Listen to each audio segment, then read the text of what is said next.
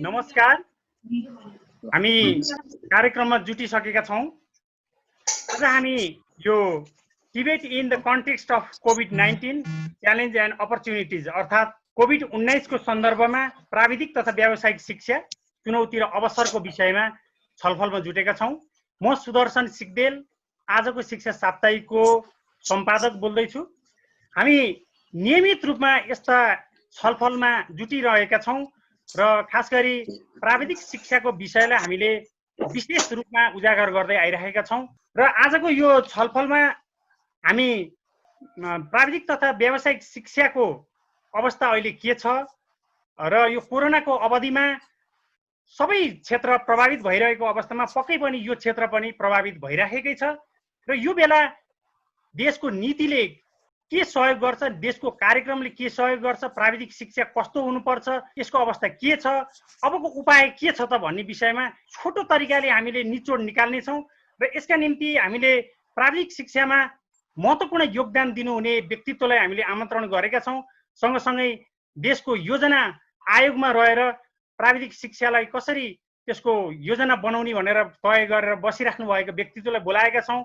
लामो समयसम्म प्राविधिक शिक्षामा रहेर काम गर्नुहुने व्यक्तित्वलाई पनि हामीले बोलाएका छौं र खास गरी आजको यो छलफलमा 4 जना हामीले प्यानलिस्टलाई बोलाएका छौं र जसमा राष्ट्रिय योजना आयोगकी सदस्य जो त्यहाँ शिक्षा हेर्नुहुन्छ डाक्टर उषा झा हुनुहुन्छ। माननीय उषा झा, उहाँलाई हार्दिक स्वागत गर्छु। त्यस्तै शिक्षा विज्ञान तथा प्रविधि मन्त्रालयका प्रवक्ता दीपक शर्मा हुनुहुन्छ। उहाँ मन्त्रालयका प्राविधिक तथा व्यावसायिक शिक्षा महाशाखा प्रमुख पनि हुनुहुन्छ।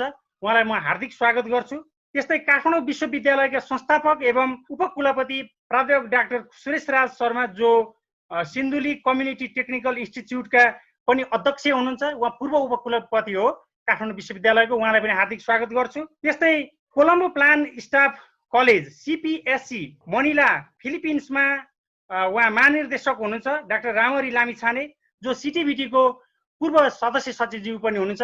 यहाँहरू सबैलाई हार्दिक स्वागत गर्छु र सँगसँगै CTBT सँग आबद्ध रहनुभएका जो पदाधिकारीज्यूहरू हुनुहुन्छ, त्यस्तै प्राविधिक शिक्षालयमा रहनुभएका प्रशिक्षक, सञ्चालक, निजी शिक्षालयका सञ्चालकज्यूहरू सबैजना यहाँ उपस्थित हुनुभएको छ। यहाँहरू सबैलाई हार्दिक न्यानो अभिवादन गर्दछु र यो कार्यक्रम म ढिलो नगरिकन अगाडि बढाउन चाहन्छु र खास गरी यो कोभिड-19 को अवधिमा यसको खास च्यालेन्ज के छ र हामीले अवसर पनि के यसको अवसर के हुन सक्छ भन्ने कुरो हो।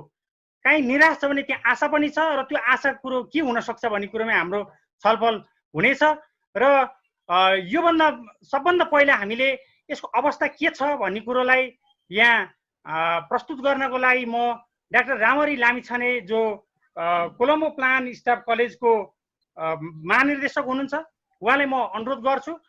नमस्कार।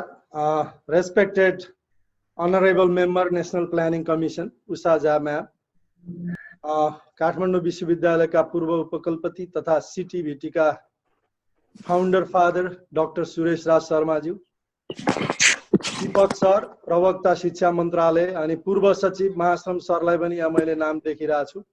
त्यस्तै CTBT का निर्देशकज्यूहरू र नेपालका लब्ध प्रतिष्ठित शिक्षा क्षेत्र र प्राविधिक शिक्षामा काम गर्ने साथीहरू र प्राइभेट टेक्निकल स्कुल्स र CTBT का प्रिन्सिपलज्यूहरू सबैलाई नमस्कार।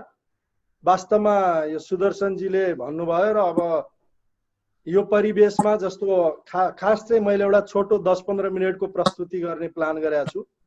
यसमा चाहिँ कोभिडको सिचुएसन्सले अहिले नेपालमा अथवा संसारमै के भइरहेछ, इम्प्याक्ट के छ त टिबेटमा र अरू देशहरूले यो कोभिडको पिरियडमा पनि स्कुल चलाएर बसेका छन् कि घरमा स्कुल ताल चलाएर घरमा सुतेर बसेका छन्।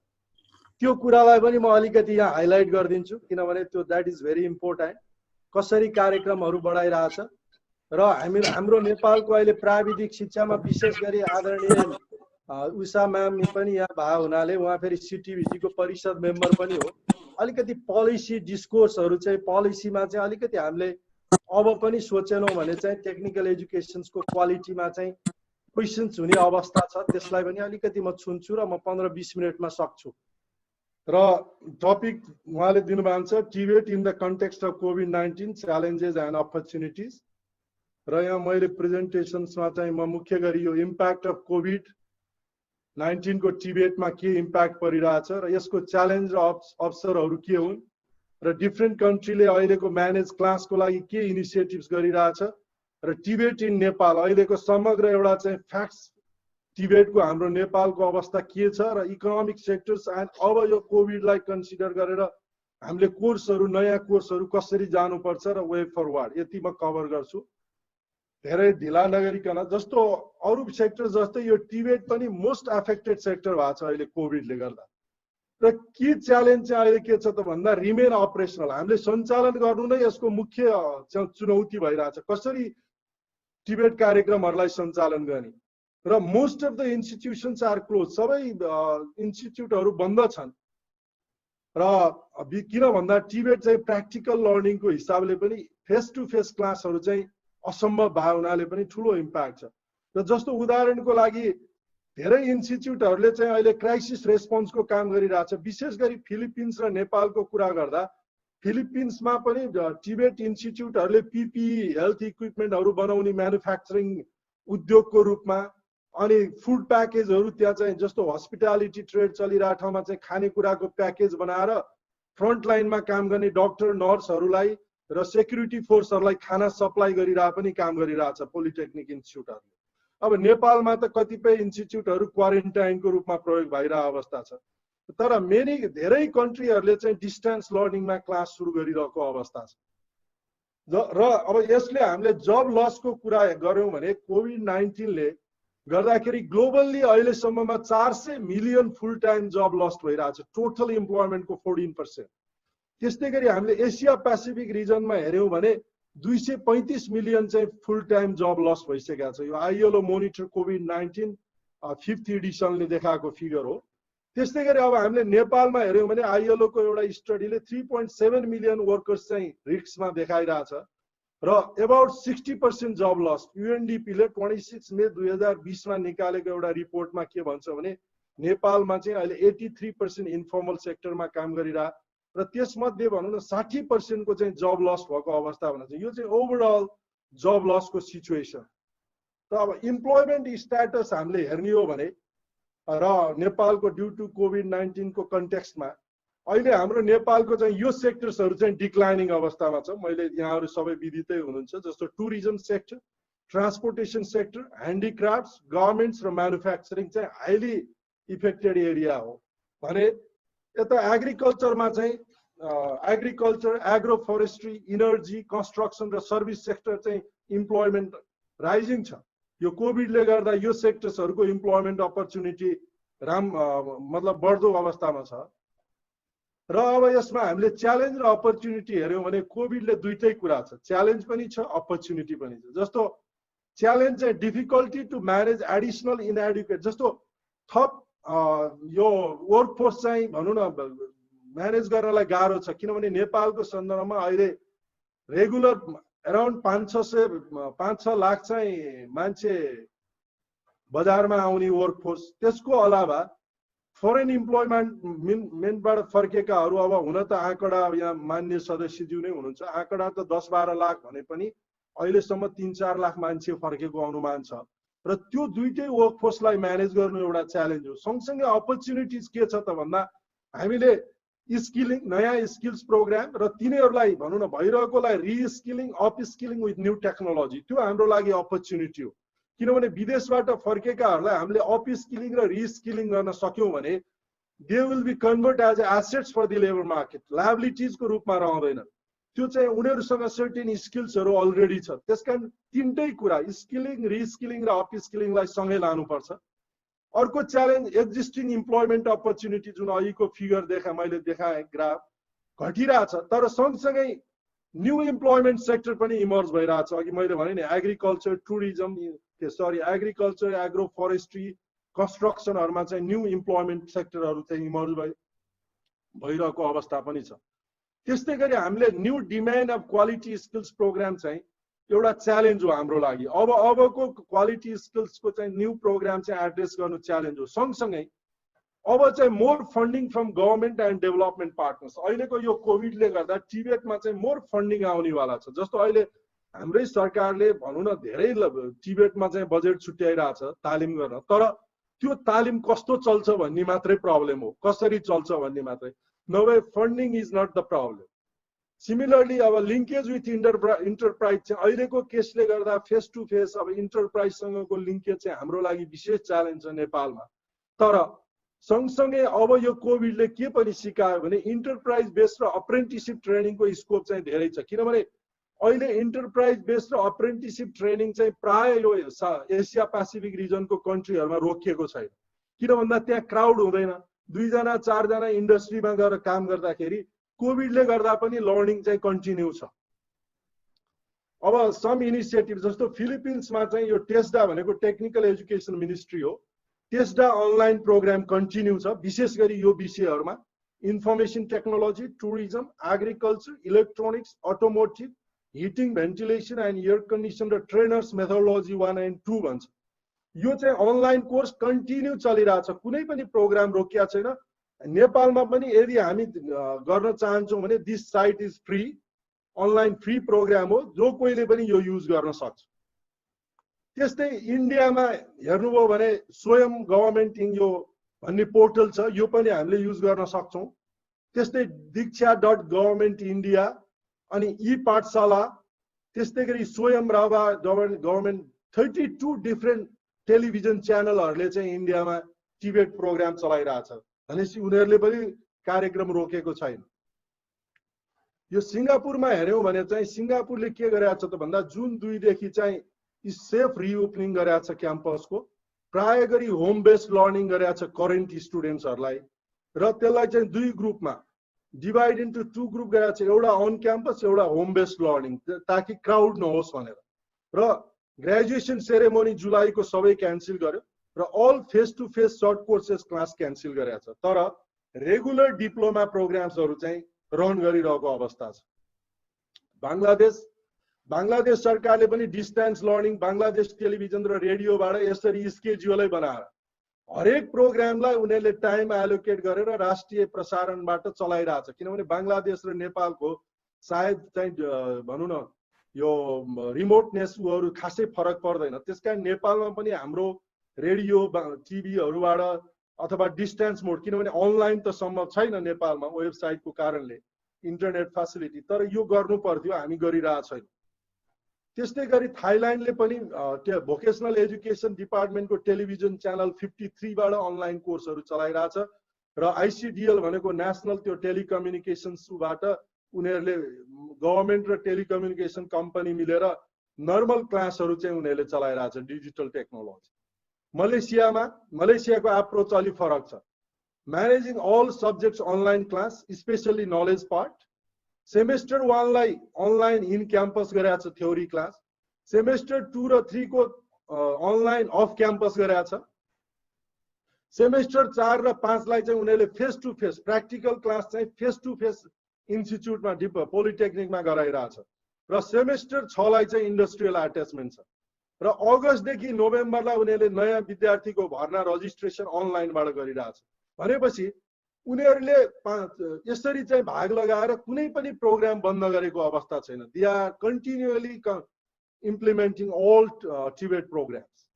त्यो अब यो चाहिँ मैले अलिकति यहाँहरूलाई थप इनपुट होला भनेर विभिन्न देशको दिएँ। अब नेपालको सन्दर्भमा हामीले अलिकति टिबेटको कुरा गर्नै पर्छ। जस्तो अब यो quality assurance in education system कुरा गर्दाखेरि नेसनल एजुकेसन पोलिसी हाम्रो छ, जस्तो नेसनल क्वालिफिकेसन फ्रेमवर्क भर्खरै बनेको फ्रेमवर्क छ, त्यस्तै नेसनल एजुकेसन स्ट्राटेजी प्लान हामीसँग डेफिनेटली त्यो हुनैपर्छ सायद योजना आयोगबाट। र यहाँको हाम्रो इनपुट्स भनेको curriculum, text book, teaching material, human resource, other resource हो यो सिस्टमको लागि। र प्रोसेस भन्दाखेरि हामीले टिचिङ पेडागोजी अर्थात् भोकेसनल पेडागोजीको कुरा गर्छौँ र इभ्यालुएसन एन्ड सर्टिफिकेसन सिस्टम। यो होल एजुकेसन क्वालिटी एजुकेसन सिस्टमको आउटपुट भनेको हाम्रो ग्रेजुएट्स हो, र त्यो ग्रेजुएट्सहरूको अब हामीले चाहिँ आउटकम्स के त भन्दाखेरि employment, living standard of the graduates, कति इम्प्लोइमेन्ट भए, त्यसको लिभिङ स्ट्यान्डर्ड के छ, सोसियल हार्मोनी, त्यसले चाहिँ समाजमा चाहिँ झै झगडाहरू अथवा भनौँ न ड्रग एडिक्ट्सहरू, जाँड रक्सी खाने, बेरोजगारी, विभिन्न बेरोजगारी भए समाज, सबै कुरा चाहिँ टिबेटले चाहिँ एउटा राम्रो आउटकम्स दिन्छ सोसियल हार्मोनी क्रिएट गर्न र ultimately it contributes to the GDP of the country. त्यसकारण टिबेट सेक्टर्स भनेको साह्रै इम्पोर्टेन्ट सेक्टर हो। तर अब हामी यही क्वालिटी एस्युरेन्स एजुकेसन सिस्टमको फ्रेमवर्कलाई हेर्दा अहिले हाम्रो नेपालको अवस्था के छ त भनेर हेर्यो भने हामीले यहाँ हेरौँ, जस्तो अहिले इनपुटमा हाम्रो टिबेट पोलिसी छ र एनक्युएफ र एनबीक्युएफ चाहिँ अहिले इन्फ्यान्ट भनौँ न एकदम भर्खरको बालक अवस्थामा छ। हाम्रो ट्रेनिङ निड एसेसमेन्ट र ट्रेसरी स्टडी चाहिँ रेगुलर छैन, गर्न त गर्छौँ रेगुलर छैन र नो अप्रेन्टिसशिप ल टु मेक 3 पार्टिज रेस्पोन्सिबल।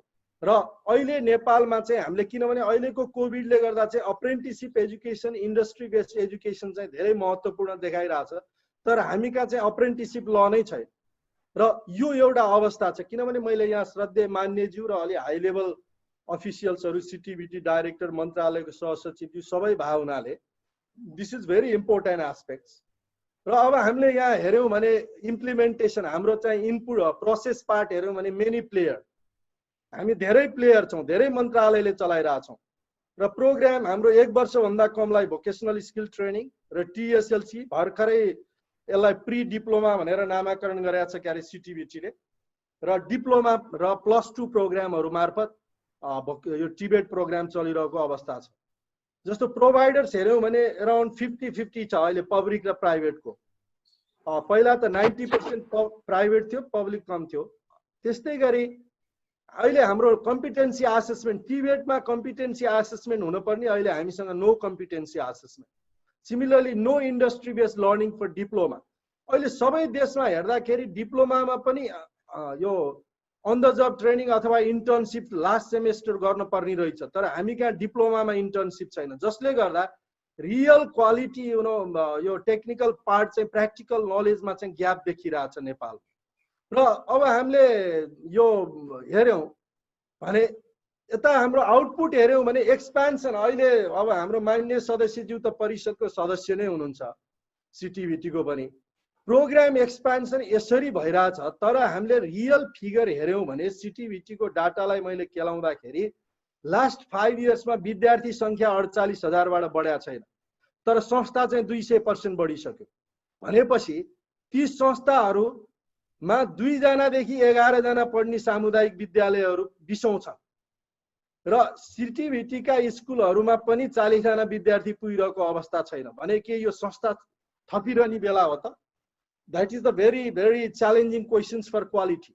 र अब हामीले उतातिर आउटकम्स हेऱ्यौँ भने ग्रेजुएसन रेट चाहिँ लेस देन 30% छ यो डिप्लोमा प्रोग्राममा, एक्सेप्ट हेल्थमा राम्रो छ, तर अरू विषयमा एभरेज गऱ्यौँ भने ग्रेजुएसन रेट 30% छ। त्यसकारण संस्था बढाउने, विद्यार्थीको भर्ना त्यही छ, ग्रेजुएसन रेट 30% को हाराहारीमा छ भनेपछि के हामीले न्याय गरिरहेछौँ त क्वालिटीमा? That is very challenging questions. Similarly employment rate हेऱ्यौँ भने भोकेसनल ट्रेनिङको अराउन्ड 50%, टिएसएलसी र डिप्लोमाको अराउन्ड 70% देखिन्छ। त्यसकारण आउटकम्स इन्डिकेटर्सहरू पनि क्वेसनेबल छ। त्यसकारण हाम्रो अहिलेको फोकस चाहिँ टिबेटको फोकस क्वान्टिटी होइन क्वालिटीमा जान जरुरी छ। मैले यो होल पिक्चर दिन खोजेको चाहिँ क्वालिटीलाई फोकस हुनु पर्यो, अरू केही पनि होइन।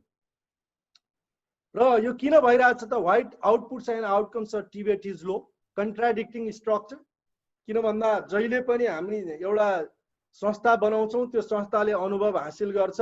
जस्तो सिटिभिटी जस्तो क्रिएट गर्यो 1980 मा, सुरेश राज सर यही हुनुहुन्छ, सायद 7 वर्ष लाग्यो होला त्यसको प्लानिङ गर्न। राम्रो एउटा सिस्टम बन्यो, तर अब विभिन्न ठाउँबाट अहिले विभिन्न संस्थाहरू क्रिएट गरेका कारणले, स्ट्रक्चर क्रिएट गरे हुनाले सिटिभिटीले नै राम्रोसँग काम गर्न पाइरहेको अवस्था छैन। Lack of quality management system, हामी कहाँ हाम्रो इन्स्टिट्युटहरूमा क्वालिटी म्यानेजमेन्ट सिस्टम प्रब्लम छ र इनएडिक्वेट इन्फ्रास्ट्रक्चर।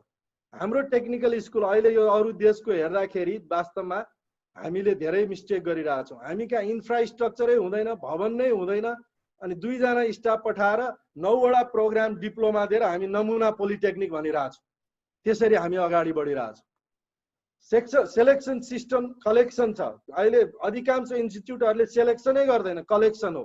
जब हामी कलेक्सन गर्छौँ भने there will be a quality problem.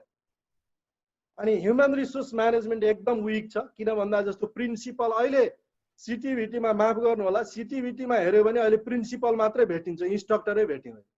किन भन्दा हरेक हप्ता इन्स्टिट्युट बढाइदिएको छ, सिटिभिटीलाई पनि गाह्रो छ। त्यसकारण that is very very big problem human resource management. र absence of competency based curricula and program र training to meet quantitative target. अहिले हाम्रो ट्रेनिङ भने क्वान्टिटी टार्गेटलाई मात्रै गइरहेछ, क्वालिटी फोकस छैन। Because of that we are failing to read the output and outcome indicator of TVET. Similarly, weak competency assessment system. अब हामीले यहाँ प्रब्लम र पसिबल मेजर्स को कुरा गर्यौं भने यो प्रब्लम चाहिँ के हो त भन्दा uncertain future of private institute. अहिले नेपालको प्राइभेट इन्स्टिट्युटको फ्युचर अनसर्टेन देखिरहेछ। किन भन्दा अब यसलाई हामीले सर्टेन कसरी बनाउन सक्छौं भन्दा अक्रेडिटेसन सिस्टमलाई हामीले इम्प्लिमेन्ट गर्नु पर्यो। कुन इन्स्टिट्युट राम्रो कुन नराम्रो वर्गीकरण गर्न जरुरी छ। लङ टर्म एफिलिएसन दिन पर्यो ती इन्स्टिट्युटहरुलाई र इन्स्टिट्युसन मर्जमा जानु पर्यो। जसरी बैंक मर्ज जस्तो इन्स्टिट्युसन मर्ज गरेनौ भने नेपालको टिबेट ठूलो दुर्घटनामा पर्ने अवस्था छ। नट ओन्ली प्राइभेट, पब्लिक र private both need to be merge. Weak partnership with industries. अहिले हाम्रो एउटा प्रब्लम चाहिँ विक पार्टनरशिप चाहिँ इन्डस्ट्रीसँग। त्यसकारण अप्रेन्टिसशिप ल म्यान्डेटरी बाइ ल त्यो इन्डस्ट्रीहरुले अप्रेन्टिसशिपमा विद्यार्थी राख्नलाई म्यान्डेटरी ल ल्याउनु पर्यो। जस्तो यो फिलिपिन्स, जर्मन, सिंगापुर, कोरियाको जस्तो त्यो गभर्नमेन्टको लले नै म्यान्डेटरी गर्दैछ इन्डस्ट्रीलाई। र एमओए मेमोरेन्डम अफ एग्रीमेन्ट, त्यसपछि investment by industry for virtual labs in institute. हामीले मलेसिया हेर्यौं भने हरेक पोलिटेक्निकमा इन्डस्ट्रीको एउटा दुईटा भर्चुअल ल्याब क्रिएट गर्दै अवस्था छ। त्यसकारण नेपालमा यस्ता पोलिसीहरु आउन जरुरी छ। Lack of competency based evaluation and certification. हाम्रो कम्पिटेन्सी बेस्ड इभ्यालुएसन र मोडुलर सर्टिफिकेसन सिस्टम अहिलेसम्म हामीले लागू गर्न सकेका छैनौं। त्यसकारण त्यो गर्न जरुरी छ। Weak vocational pedagogy of teacher, high turnover of teacher. किन भन्दा त्यसकारण हामीले टिबेट टिचर डेभलपमेन्ट सिस्टम इफेक्टिभली टिआइटिआईलाई स्ट्रेन्थेन गर्न जरुरी छ भोकेसनल पेडागोजी बढाउनको लागि। Conduct competency assessment of teacher. जस्तो फिलिपिन्समा चाहिँ टिचर्सको पनि कम्पिटेन्सी असेसमेन्ट हुन्छ। हामीले नेपालमा त्यो इन्ट्रोड्युस गर्न सक्यौं टिआइटिआई मार्फत भने it will be great. Recruit teachers with competency assessment, certificate license system, provision of permanent positions, केही हदसम्म पर्मानेन्ट र केही हदसम्म कन्ट्र्याक्टमा जानु नै ठिक हुन्छ। डेभलप मोटिभेसनल सिस्टम, अदरवाइज टिबेटमा टिचर एट्र्याक्सन हुने अवस्था छैन। र अब यो हामीले हेर्दाखेरि त्यस्तै गरी यो नेपालको जीडीपीमा म यसमा एक्सप्लेन गर्न हाम्रो मान्यज्यूलाई थाहा छ। अहिले हामीले हेर्यौं भने 2007 को फिगर र 2017 को 10 वर्षको चाहिँ यो डिस्ट्रिब्युसन अफ जीडीपी हेर्यौं भने सर्भिस सेक्टरले अहिले 51.54%, इन्डस्ट्रीको 13.48% र यो एग्रिकल्चर सेक्टर्सको 27.4% छ जीडीपी मा कन्ट्रिब्युसन। तर हाम्रो टिबेट प्रोग्राम चाहिँ त्यो अनुसार छैन।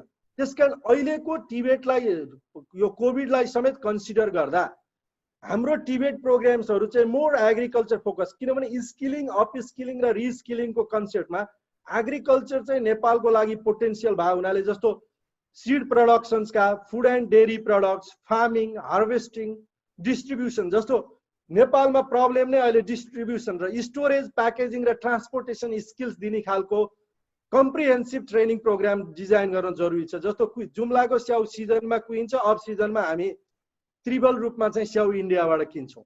किन भन्दा हाम्रो storage packaging system similarly other agriculture प्रोडक्टको सेम प्रब्लम छ र भ्यालु चेन कम्पिटेन्सीजहरु सिकाउन जरुरी छ।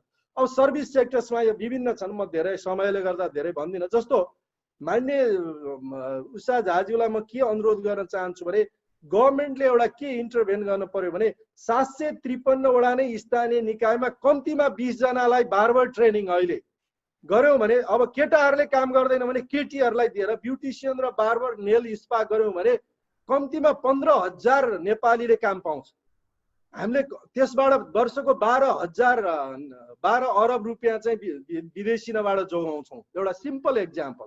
त्यस्तै अरु ट्रेनिङ छन्। त्यसकारण अबको स्किल्स ट्रेनिङ भनेको त्यस्तो चाहिँ स्थानीय निकायलाई फोकस गरेर हुनु पर्यो। काठमाडौँमा बसेर ट्रेनिङ प्याकेज टेन्डर गरेर स्किल ट्रेनिङ चलाएर नेपाल परिवर्तन हुने देखिएन, किनभने मैले पनि धेरै काम गरेँ त्यस सेक्टरमा।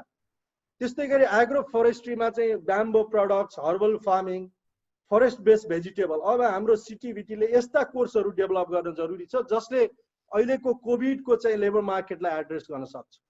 त्यस्तै गरी कन्स्ट्रक्सनमा यो ब्ल्याक टप हेर्नु, पिच गराउने टेक्निसियन, नेपालको एक त पिचको क्वालिटी नै लो छ। हामी अहिले पनि पिच गर्नलाई 10 जना भारतका साथीहरू आएनन् भने हाम्रो पिचको काम रोकिन्छ ठेकदारका यो निर्माण व्यवसायीहरूको। त्यसकारण सिटिभिटीले इमिडिएट यो इन्डस्ट्रीसँग अथवा कन्स्ट्रक्सन कम्पनीहरूसँग मिलेर उनीहरूको इक्विपमेन्ट सिटिभिटीको ट्रेनिङ गरेर यो एस्फल्ट टेक्निसियन भन्छ, ब्ल्याक टप टेक्निसियन, यो पिच अलकत्राको काम, gabion wire net, tile marble fitter, wallpaper fitting, stone cutter, यस्ता तालिमहरू बनाउनु पर्यो। न कि हाम्रा पुराना ट्रेडिसनल तालिमको मेनुलाई टोटली रिभाइज गर्न जरुरी छ। र म्यानुफ्याक्चरिङ सेक्टरमा फर्निचर मेकर, अब नेपालमा काठ पिएर जाने, चाइनाको र इन्डियाको फर्निचर सधैँ। ओके, अब 2 मिनट छ। र टुरिज्ममा पनि यो छ भनेपछि अब मेरो पोलिसी, यो लास्ट स्लाइड हो, पोलिसी रिकमेन्डेसनमा चाहिँ यो अहिले एकदम राइट टाइम हो, किनभने टिबेटको एक्ट बनिरहेको अवस्था छ। त्यसकारण शिक्षा मन्त्रालयले एउटा एक्ट, श्रमले एउटा एक्ट र अरू मन्त्रालयले एक्ट बनाइरहेको मैले सुनेको छु। त्यसकारण प्रधानमन्त्रीज्यूलाई भनेर सबै मन्त्रालय र योजना आयोगसँगै बसेर इन्टिग्रेसन, यो भोकेसनल स्किल ट्रेनिङ र टिबेटको चाहिँ इन्टिग्रेटिभ एक्ट आएन भने नेपालको दुर्दशा सेम नै हुन्छ।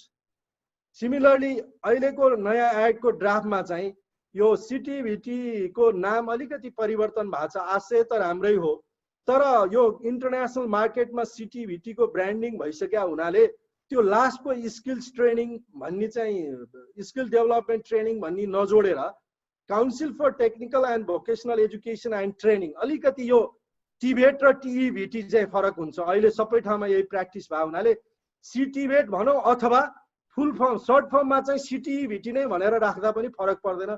त्यसकारण मेरो आग्रह चाहिँ नाम चेन्ज नहुँदा राम्रो हो, किन भन्दा यसले इन्टरनेसनल मार्केटमा एउटा ब्रान्डिङ गरिसकेको छ। र CTEVT has ample experience in टिबेट, therefore quality assurance, competency assessment र यो certification, accreditation, research and development, teacher ट्रेनिङको रेस्पोन्सिबिलिटीहरू चाहिँ त्यहाँ प्रायोरिटी उसमा चाहिँ दिनु जरुरी छ। नत्र किनभने नयाँ परिवेशमा गयौँ भने यसले गाह्रो गर्छ। र नेसनल क्वालिफिकेसन अथोरिटी चाहिँ अब यो जनरल र टेक्निकलको जुन अहिले सुरु हुँदैछ, there should be a NBQA system as a part of NQA, र यो इन्डिपेन्डेन्ट एनबीक्यूए भएर यसलाई टिबेटलाई चाहिँ एकदम क्वालिटी एस्युरेन्समा फोकस गर्न जरुरी छ। र government wants to make free school, जस्तो अहिले गभर्मेन्टले चाहिँ हामीले एजुकेसन बनाउने हो भने provider can be public and private, तर government will pay private institute based on per unit cost. र अहिले यो प्राइभेट इन्स्टिट्युट बन्नको उसमा जानुहुन्न, प्राइभेट इन्स्टिट्युट हुनुपर्छ, तर गभर्मेन्टले चाहिँ शिक्षाको जिम्मेवारी लिने हो भने पर युनिट कस्टमा प्राइभेट इन्स्टिट्युटहरूलाई तिर्नुपर्छ, जुन थाइल्यान्डको मोडल हो। र need paradigm shift in teaching and learning environment, कोभिडले गर्दा अब गभर्मेन्टको पोलिसी चाहिँ बढी ब्लेन्डेड लर्निङको इन्भाइरोमेन्ट क्रिएट गर्नलाई चाहिँ इन्भेस्टमेन्ट गर्न जरुरी छ। र त्यस्तै गरी यो टेक्निकल स्कुल्सको क्वालिटी र सिटिभिटीमा प्रिन्सिपल मात्रै क्रिएट गर्ने प्रब्लमलाई सल्भ गर्न यो हब एन्ड स्याटेलाइट स्कुल सिस्टममा जान जरुरी छ। जस्तो राप्ती टेक्निकल स्कुल दाङको एउटा हब भयो भने त्यसको आसपासका 5 वटा स्कुललाई स्याटेलाइट स्कुल मान्यौँ भने त्यो स्याटेलाइट स्कुलमा प्रिन्सिपल, एकाउन्टेन्ट, एडमिनिस्ट्रेटिभ स्टाफ दिन पर्दैन, त्यो विषय चल्ने प्राविधिक विषयको टिचर मात्रै राख्दै पुग्छ। भनेपछि यसले चाहिँ क्वालिटी र इफिसियन्सीलाई इम्प्रुभ गर्छ, धेरै मान्छे भर्ना गर्न नि पर्दैन। अहिले त के हो भने 40 जना पढाउने 40 जना स्टाफ रिक्रुट गर्न परिरहेछ सिटिभिटीले। त्यसकारण हब एन्ड स्याटेलाइट पोलिसीमा जान जरुरी छ।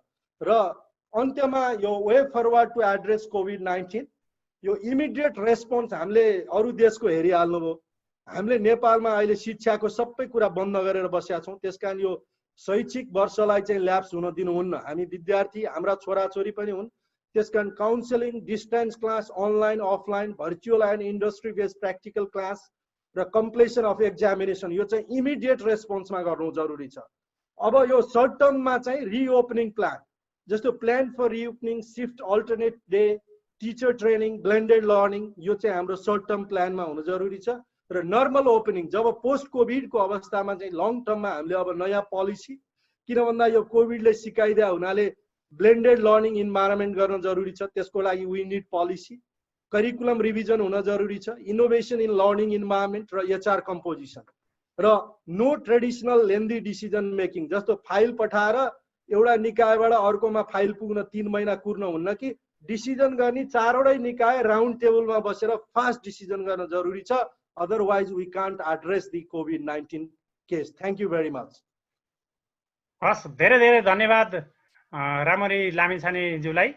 यहाँले लामो कुरो तर असाध्यै सारांशमा बताइदिनु भएको छ र एकदमै महत्त्वपूर्ण कुरो बताउनु भएको छ। खास गरी हामी कलेक्सनमा छौँ कि सिलेक्सनमा छौँ, हाम्रो स्ट्रक्चर नै बन्न सकेको छैन, बनाउनु पर्छ भन्ने हिसाबले उहाँले वे फरवर्ड पनि दिएर जानुभएको छ र यहाँलाई धेरै धेरै धन्यवाद छ। म अब शिक्षा मन्त्रालयका प्रवक्ता जो त्यहाँको प्राविधिक तथा व्यावसायिक शिक्षा महाशाखाको प्रमुख पनि हुनुहुन्छ दीपक शर्माज्यू, यहाँहरूले ऐन बनाउँदै पनि हुनुहुन्छ, सिटिभिटीको कुरो पनि अहिले उठ्यो, नामै चेन्ज पो हुँदैछ भन्ने कुरो पनि आएको छ र अहिले रामरी डाक्टर साहबले दिनुभएको जुन वे फरवर्डलाई हामीले कतिको सम्बोधन गर्दैछौँ यो कुरोलाई सरसर्ती यहाँले जानकारी दिनुभएदेखि त्यसपछि अनि पछाडि हामी फेरि डिस्कसन हुनेछौँ। पहिलो चरणमा यहाँले जानकारी दिनुहुन अनुरोध गर्छु। हस्, धन्यवाद सुदर्शनजी। राष्ट्रिय योजनाका माननीय सदस्यज्यू, हाम्रो आदरणीय सुरेश सर, अब रामरी लामिछाने सर लगायत सम्पूर्ण सहभागीज्यूहरू, म बिचमा मात्रै जोडेँ। मैले रामरी सरको सायद तेस्रो चौथो स्लाइडबाट चाहिँ मैले कनेक्सनमा आएँ, त्यसभन्दा अगाडि चाहिँ टेक्निकल प्रब्लम भयो, मैले सुन्न सकिनँ यहाँहरूको। अब धेरै कुराहरू रामरी सरले भनिसक्नु भएको छ, त्यसैले मैले 2-3टा कुराहरू मात्रै जोड्छु। मैले तपाईँहरूको समय धेरै लिन्न। एउटा चाहिँ हाम्रो चुनौती के हो भन्दा हाम्रो 2076 साल चैत्र 5 गतेदेखि हाम्रा शिक्षण संस्थाहरू सबै प्राविधिक शिक्षालयहरू बन्द छन्, व्यावसायिक तालिम छोटो अवधिका तालिमहरू पनि बन्द छन्। त्यसैले यसलाई नर्मल अवस्थामा कसरी फर्किने भन्ने नै पहिलो चुनौती हो, अघि सरले पनि त्यो भनिसक्नु भएको छ। अब अर्को चाहिँ यो स्थिति लम्बिँदै जाँदाखेरिमा डिप्लोमा प्री डिप्लोमाका कोर्सहरू चाहिँ नि त्यसको शैक्षिक सत्र नै खेर जान्छ कि भन्ने चुनौती पनि हाम्रो अगाडि चाहिँ आएको छ। दोस्रो कुरा। तेस्रो कुरा चाहिँ हाम्रो व्यावसायिक तालिमको सन्दर्भमा कुरा गर्दा यो पनि स्थगित छ, तर हाम्रो के हो भने जस्तो लेबर मार्केट र व्यावसायिक तालिमको बिचमा मिसम्याच छ भन्ने जुन हाम्रो पहिलादेखिको आलोचना भन्नुहोस्, गुनासो भन्नुहोस्, चासो भन्नुहोस् जे छ, त्योले चाहिँ अहिलेको कोभिडको सन्दर्भलाई हामीले हेर्दाखेरिमा त्यसको उत्पादन, रोजगारी, आर्थिक क्रियाकलापका सम्बन्धका सेतुहरू चाहिँ छिन्न भिन्न हुने अवस्थाहरू चाहिँ देखियो। त्यसले गर्दाखेरिमा यो मिसम्याच चाहिँ झन् बढेर जाने। उदाहरणको लागि भनौँ न, अहिलेसम्म हाम्रो यो कोभिडभन्दा अगाडिसम्म हाम्रो चाहिँ होटल म्यानेजमेन्टमा एउटा क्रेज भएको सब्जेक्ट हो। अब त्यसपछि अबको यो पछाडि जाँदाखेरिमा होटल म्यानेजमेन्टको चाहिँ के हुन्छ त, अब होटल म्यानेजमेन्टका तालिममा सहभागी हुनेहरूले जब मार्केटमा कसरी भन्ने, यस्तो मैले एउटा उदाहरण मात्रै दिएको, त्यस्तो मिसम्याचहरू चाहिँ बढेर जाने अवस्था छ। अनि हुन्छ, रामरी सरले फन्डिङको प्रब्लम छैन भन्नुभयो, तर ग्लोबल इकोनोमी नै रिसेसनमा गइसकेपछि फन्डिङ पनि यसै पनि हाम्रो चाहिँ प्राविधिक शिक्षामा फन्डिङमा हाम्रो चाहिँ नि अन्डर फन्डेड नै हो, फन्डिङ ग्याप छ। त्यसमाथि अब अहिलेको चाहिँ यो परिवेशले चाहिँ ग्लोबल्ली पनि र नेसनल इन्भेस्टमेन्टमा पनि समस्या ल्याउँछ कि जस्तो लाग्छ मलाई चाहिँ। खास गरी हामीले एसडिजी 4 को कुरो मा त्यसमा कुराहरू गरेर हेर्दाखेरिमा हाम्रो एफोर्डेबल टेक्निकल एजुकेसन भन्ने जुन छ गोल 4.3 र क्वालिटी टेक्निकल एजुकेसन 4.5 चाहिँ हामीले समयमा विचार गरेन भने यो लक्ष्य चाहिँ धेरै हाम्रो रिस्कमा हुने, हामीले त्यो इन्डिकेटरमा सोचे जस्तो चाहिँ प्रगति गर्न नसकिने अवस्था हुने चाहिँ नि यो अवस्थाहरू देखिन्छ। र त्यसै गरी जुन अब गोल 4B 4ख को चाहिँ नि जुन डेभलप कन्ट्रीहरूले गर्नुपर्ने टेक्निकल भोकेसनल एजुकेसनमा त्यो डेभलपिङ कन्ट्रीहरूलाई सपोर्ट गर्नुपर्ने सिस्टम पनि त्यो प्रभावित हुन्छ कि जस्तो लाग्छ। त्यसले हामीलाई चाहिँ एउटा चुनौती सिर्जना गर्छ भन्ने चाहिँ मलाई लाग्छ। अब अवसरको कुराहरू गर्दाखेरिमा चाहिँ नि रामरी सरले त्यहाँ ल्याइसक्नु भएको छ। एउटा चाहिँ हामीले टेक्नोलोजीको अहिले बेस्ट प्रयोग गर्ने, हामीसँग एभाइलेबल भएको अब डिस्टेन्स मोड भन्नुहोस् अथवा आइसिटी भन्नुहोस्, त्यो टेक्नोलोजीलाई हामीले चाहिँ अहिलेको प्राविधिक शिक्षा व्यवसायिक तालिममा कसरी प्रयोग गर्न सक्छौँ एउटा एउटा एउटा मेजर च्यालेन्ज चाहिँ नि अवसर भनौँ न, त्यो अवसर एउटा चाहिँ नि मैले देखेको। अब अर्को चाहिँ नि अब सामाजिक सम्बन्धहरूमा परिवर्तन आउँछ। जस्तो अघि रामरी सरले चाहिँ ल्याउनुभयो त्यो के अरे फुड प्याकिङको उदाहरण दिँदै हुनुहुन्थ्यो। अबको हाम्रो सामाजिक संस्कार रिलेसन त्यो व्यवहारमा परिवर्तन आउने हुनाले त्यसबाट सिर्जना हुने अवसरहरूलाई चाहिँ कसरी हामीले प्रयोग गर्न सक्छौँ भन्ने र रिटर्निङ माइग्रेन्ट्सहरूको समस्या पनि हामी कहाँ चाहिँ हुन्छ र त्यसैले एउटा पोटेन्सियल एरिया चाहिँ हाम्रो अबको एग्रिकल्चर एउटा पोटेन्सियल एरियामा चाहिँ देख्छु मैले भने त्यो हिसाबले चाहिँ हामीलाई त्यो अवसरहरू छ जस्तो लाग्छ। अब सुदर्शनजीले रिफर्मको कुराहरू गर्दाखेरिमा चाहिँ हामीले के हेर्नुपर्छ भने हामीसँग 15औं आवधिक योजना छ, त्यसपछि नेसनल एजुकेसन पोलिसी छ हामीसँग, त्यो पोलिसीसँग नेसनल राष्ट्रिय विज्ञान तथा नवप्रवर्तन नीतिलाई पनि जोड्नुपर्छ, त्यो पोलिसीसँग चाहिँ डिजिटल नेपाल फ्रेमवर्कलाई पनि जोड्नुपर्छ। त्यो दुईटा चिज, त्यो दुईटा अर्को पोलिसी इन्स्ट्रुमेन्टलाई हामीले जोडेर अनि राष्ट्रिय शिक्षा नीतिसँग हामीले कार्यान्वयनमा गयो भने हामीले एउटा चाहिँ नि हाम्रो रिफर्मको अबको सम्भावना त्यो हो। अर्को चाहिँ नेसनल क्वालिफिकेसन फ्रेमवर्कको भर्खरै नेपाल सरकारले त्यसमा एउटा फ्रेमवर्कमा सैद्धान्तिक स्वीकृति दिएको छ र नेसनल भोकेसनल क्वालिफिकेसन फ्रेमवर्क त्यसको नीतिगत व्यवस्था, कानुनी व्यवस्था, संरचनात्मक व्यवस्थामा अब मन्त्रालयले एउटा अहिले नेपाल खुल्ला विश्वविद्यालयका उपकुलपतिज्यूको संयोजकतामा फेरि एउटा टिम बनाएर यसमा कसरी जानुपर्छ भने हामीलाई त्यो एनक्युएफ एनबिक्युएस कार्यान्वयन गर्नलाई हामीलाई कानुन चाहियो, हामीलाई संरचना चाहियो, त्यसपछि हामीलाई चाहिँ अरू त्यसका व्यवस्थाहरू चाहिँ नि त्यसको डिटेलिङका कुराहरू चाहिने हुनाले त्यो एउटा अर्को स्किल टेस्टिङलाई पनि हामीले यससँगै जोड्नुपर्छ। यसलाई कसरी स्ट्रेन्थ गरेर लाने अनि हाम्रो प्रशिक्षक क्षमताहरूलाई कसरी सुदृढीकरण गर्ने भन्ने विषयहरू चाहिँ यो रिफर्म एजेन्डाहरूभित्र चाहिँ आउँछ। एक हिसाबले अहिलेको डिबेट चाहिँ नि एउटा रिफर्मको क्रस रोडमै हो भन्ने लाग्छ मलाई चाहिँ। हामी रिफर्मको एउटा क्रस रोडमा छौँ, कसरी जाने भन्ने कुराहरू चाहिँ त्यसलाई मैले देखाएको चाहिँ के भने हामीले स्कुल एजुकेसनमा तपाईँले हेर्नु भने हामीले सेक्टर प्लान बनाएपछि हामीले खुद भर्ना दरमा त्यसपछि जेन्डर प्यारिटीमा हामीले एउटा ठुलो एचिभमेन्ट गरेका छौँ। एसएसहरूको कुराहरूमा केही कुराहरू त्यस्ता छन् जुन हामीले ग्लोबल्ली सेयर गर्न सक्छौँ स्कुल एजुकेसन। त्यसै गरी टिबेट सेक्टरमा पनि अब सेक्टर प्लान चाहियो भन्ने चाहिँ नि हाम्रो चाहिँ आग्रह हो। त्यसैले होल टिबेट सेक्टरको त्यो कार्यान्वयन चाहिँ जुन इन्स्टिट्युसनले कुन इन्स्टिट्युसनले कसरी कार्यान्वयन गर्छ भन्ने एउटा विषय हो। त्यसैले टिबेट सेक्टरमा चाहिँ हाम्रो सेक्टर प्लान चाहियो। मन्त्रालयले यो वर्ष त्यसमा चाहिँ नि अब राष्ट्रिय योजना आयोगसँग अरू मन्त्रालयहरूसँग समन्वय गरेर त्यसमा अगाडि बढ्ने प्रयत्न गर्छ एउटा। अब एक्टको कुराहरू पनि त्यही रिफर्महरूसँग जोडिएको हो। एक्टको कुरामा त्यो चाहिँ अहिले छलफलमा छ हाम्रो चाहिँ नि अन्तर मन्त्रालय छलफलमा। तर त्यसमा एउटा कुरा रामरी सरले उठाउनु भएको एउटा कुरामा चाहिँ मात्रै मैले भन्छु, हामीले 2045 सालको ऐन चाहिँ सिटिभिटी ऐन हो। त्यसैले त्यो प्राविधिक शिक्षा तथा व्यावसायिक तालिम परिषद ऐन भएको हुनाले त्यो प्राविधिक शिक्षा तथा व्यावसायिक तालिम सबै समेटेन भन्ने हो। त्यसैले ऐनको नाम मात्रै त्यसमा चाहिँ अहिले हामीले त्यसलाई चाहिँ नि एउटा अलिकति परिवर्तन गर्न खोजेका हौँ। त्यहाँभित्र हेर्नु भने परिषद त सिटिभिटी नै हो। त्यसैले परिषदको सिटिभिटीको संरचनामा परिवर्तन छैन। मात्रै हामीले गर्न खोजेको कुरा के भने त्यो 45 सालको ऐन चाहिँ किन सबैलाई चाहिँ त्यसले ओन गरेन भन्ने भन्दा हाम्रो एउटा रिफ्लेक्सन के हो भने त्यो चाहिँ सिटिभिटी ऐन भयो। त्यसैले हामीले ऐन खोजेको चाहिँ टिबेट ऐन हो, तर त्यहाँभित्रको संरचना तपाईँले हेर्नु भने सिटिभिटी नै छ। मैले यति चाहिँ अहिलेसम्म हामीले हुन त त्यो छलफलको क्रममा भोलि त्यसको छलफल हुँदै जाँदा कसरी जान्छ, किनभने त्यो चाहिँ मन्त्रालयले मात्रै प्रस्ताव गरेको विषयहरू हुन्छ भन्ने सधैँ। तर हामीले खोजेको चाहिँ त्यसैले सरले भने जस्तो त्यो इन्टरनेसनल यसको चाहिँ ट्रेडमार्क छ, यसको चाहिँ एउटा ब्रान्ड छ, त्यो ब्रान्डलाई हेरौँ भन्ने आइसकेपछि त्यसको दीपक सर मैले अलिकति यसैमा अलिकति जोड्न लागेँ, मैले यो जिज्ञासा पनि लाग्यो। सिटिभिटी एक थरी जस्तो सिटिभिटी भित्रकै अलि जिम्मेवार पदाधिकारीहरूले पनि के चिन्ता व्यक्त गरिराख्नु भएको छ भने अब यो चाहिँ कुनै मन्त्रालयको कतै एउटा विभाग जस्तो बनाउन खोजिएको हो कि भन्ने अलि आशंका व्यक्त गरिरहेको छ। त्यसलाई अलिकति स्पष्ट पारिदिनुहोस् न। होइन, मन्त्रालयले सहजीकरण गर्ने विषय बेग्लै हो। आज पनि भन्नुहोस् मन्त्रालयमा प्राविधिक शिक्षा तथा व्यावसायिक महाशाखा बनेपछि परिषदको काममा कहाँ इन्टरफेयर गरेको छ र देख्नुहुन्छ? छैन नि। कुनै पनि परिषदको काममा मन्त्रालयले इन्टरफेयर गरेको छैन। त्यो चाहिँ सहजीकरण गर्ने समन्वयको भूमिकामा चाहिँ ग्लोबल्ली एउटा पोलिटिकल म्यान्डेट पनि हो। हामी 70% चाहिँ प्राविधिक क्षेत्रमा जान्छौँ भन्ने कुराहरू आइसके पछाडि त्यसलाई व्यवस्थापन गर्नको लागि, त्यसलाई बल पुर्याउनको लागि हो। त्यसैले मन्त्रालयको काम पोलिसी समन्वयको हिसाबमा हो, त्यो परिषदले गर्ने कामहरूमा हामीले त के भने परिषदलाई अलिकति संरचनाको परिवर्तन गरौँ भन्ने कुराहरू आउँदा पनि त्यसलाई फङ्सनल चाहिँ नि अटोनोमी दिएर बलियो बनाउनु पर्छ भन्ने हिसाबमा हो। त्यसैले त्यहाँ एउटा बहस चाहिँ अहिले आएको के हो भने जस्तो हामीले सिइओको परिकल्पना गरेको चाहिँ एउटा त्यो कार्य गर्न स्वतन्त्र हिसाबको अहिलेको भन्दा त्यसलाई चाहिँ अझ फुल अटोनोमीमा दिनुपर्छ। टिआइटिआई पनि त्यही हो। टिआइटिआईकोमा पनि इस्यु आयो।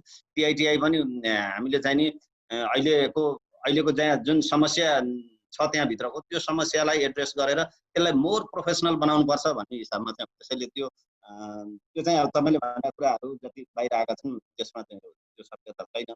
अब धारणा त्यो लाग्न सक्छ कसैलाई, अब लागेको कुराहरूमा चाहिँ बसेर बहस गरेर क्लियर गर्न सकिन्छ।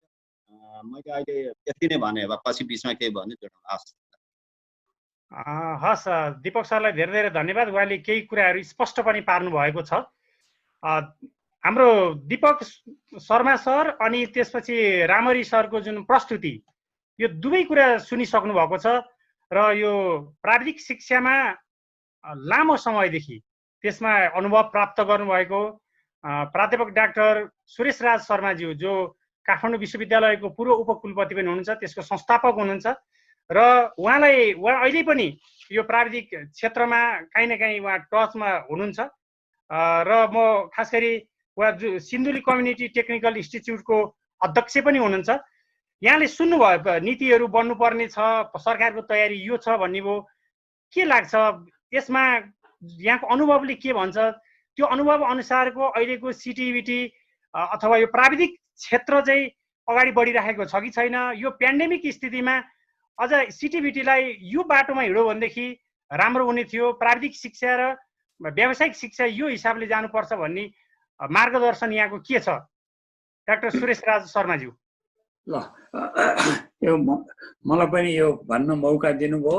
हुन त म उच्च शिक्षाको मान्छे हो, म युनिभर्सिटीमै पहिले पनि काम गरेँ, अहिले पनि पछि पनि युनिभर्सिटीमै काठमाडौँ युनिभर्सिटी बनाउने बेलामा 20-21 वर्ष त्यहाँ लागेँ।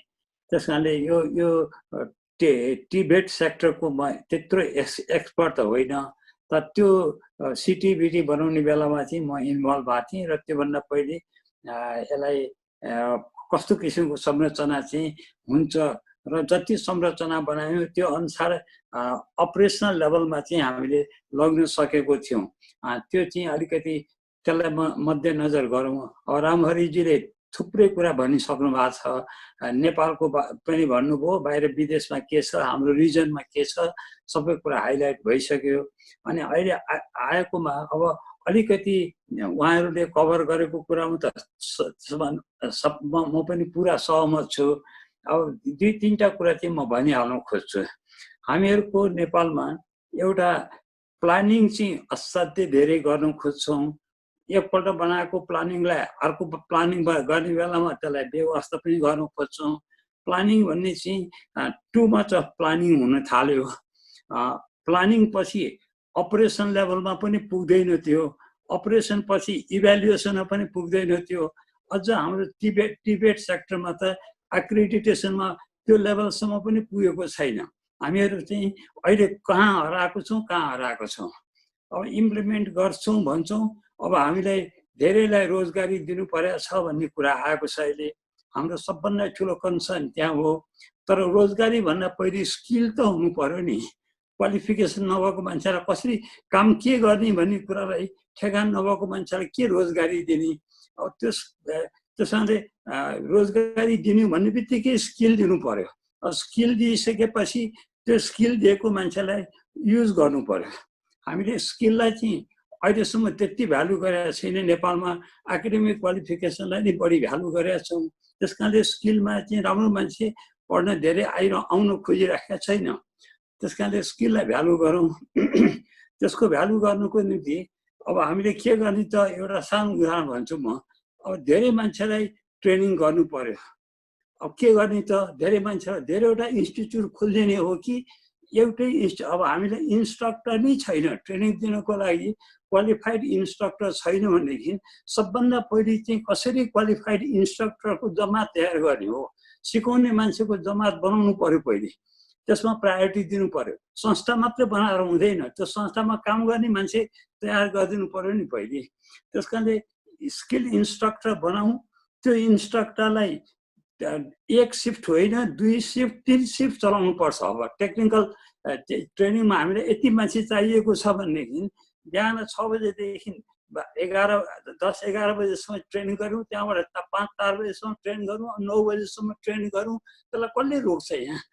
तर गर्नुपर्ने चाहिँ इन्स्ट्रक्टर कम भएको ठाउँमा त्यही इन्स्ट्रक्टरलाई 3 पल्ट युज गर्नु पर्यो। त्यस कारणले त्यसरी जानुपर्छ। त्यसमा हामी इम्प्लिमेन्टेसनको बारेमा त सोचेकै छैनौँ। अब खालि प्लानिङको बारेमा सोचेका छौँ, त्यो प्लानिङलाई क्रिटिसाइज गर्न सोचेको छौँ। हामीले गरेको चाहिँ त्यही रहेछ।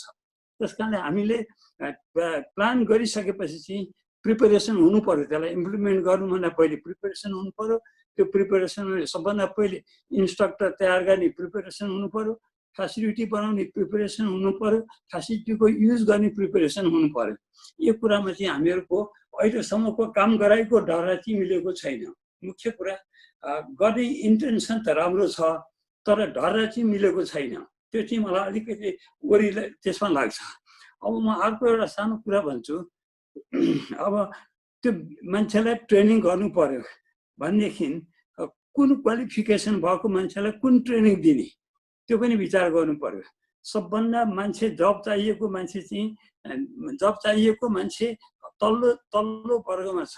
अब अहिलेको हाम्रो एजुकेसन सिस्टमले त के भनिदियो भनेदेखि सबभन्दा पहिलो लेभल नै 8 क्लास पास भएको मान्छे भने जस्तो सिस्टम भयो। अब त्योभन्दा पहिले के छ त भन्दाखेरि त्यो चाहिँ 8 क्लास पास हुँदा बेसिक लेभल बेसिक एजुकेसन भन्यो भने प्री बेसिक हुनु पर्यो। 5 क्लास मात्रै पढेको, साक्षर मात्रै भएको, साक्षर भएको र 5 क्लास 6 क्लास 7 क्लास पढेको मान्छेले अब उसले त्यो कुनै ट्रेनिङमा फर्मल ट्रेनिङमा इन्ट्री नै नहुने हो त। त्यसको बारेमा विचार गर्नु पर्दैन हामीले। लिटरेट मात्रै भएको मान्छेको निम्ति अब लिटरेट भनेपछि 5 क्लास पहिलेको 5 क्लास थियो, त्यसमा एउटा न्युमेरेसी लिटरेसी र अनि अलिकति माने यिनीहरूलाई बनाएर 5 क्लासको बनाएको थियो। 5 क्लास ठिकै थियो। साक्षर मात्रै भएको निम्ति अहिले सिटिभिटीसँग भएको एउटा ट्रेनिङ मैले बुझेको थिएँ 390 घन्टाको ट्रेनिङ भनेको छ। त्यो 390 घन्टाको ट्रेनिङ दिनुको लागि लिटरेट भए पुग्छ, लिटरेसी मात्रै भए पुग्छ। त्यसलाई ट्रेनिङ दिनलाई अथवा 5 क्लास भएको पुग्छ भनेदेखि त्यहाँबाट एउटा इन्ट्री पोइन्ट त्यहीँ बनाइदिनु पर्यो। त्यसपछि 8 क्लास पढेकोलाई अर्को इन्ट्री गराउँ। जुन 8 क्लास पढेकोलाई चाहिँ प्री डिप्लोमा भनौँ त्यसलाई। त्यहाँबाट तयार भएको मान्छेलाई प्री डिप्लोमा भनौँ। 10 क्लास पछि 3 वर्षको ट्रेनिङ लिनलाई डिप्लोमा भनौँ। त्यो 12 क्लास भइसकेको मान्छेलाई एडभान्स ट्रेनिङ पनि दिनुपर्छ। अब इन्स्ट्रक्टर हुनु पर्यो, junior senior starting pre instructor भन्दा असिस्टेन्ट इन्स्ट्रक्टर हुनु पर्यो भनेदेखि पनि त्यो मान्छेलाई असिस्टेन्ट इन्स्ट्रक्टर हुनको लागि के क्वालिफिकेसन त पढ्ने मान्छेको क्वालिफिकेसन पनि त्यही, पढाउने मान्छेको क्वालिफिकेसन पनि त्यही त गर्नु भएन नि। अब स्किलमा हामीलाई स्किल ट्रेनिङमा प्रोफेसनसी भएको मान्छे चाहिएको छ।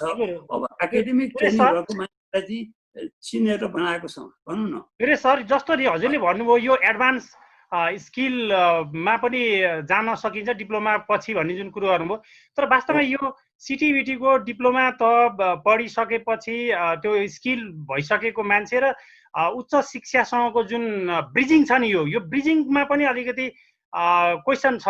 यसलाई कसरी समन्वय गर्ने होला? किनभने यहाँले काठमाडौँ विश्वविद्यालयलाई एउटा उदाहरणको रूपमा पनि पेश गर्नुभएको अनुभव छ नि त।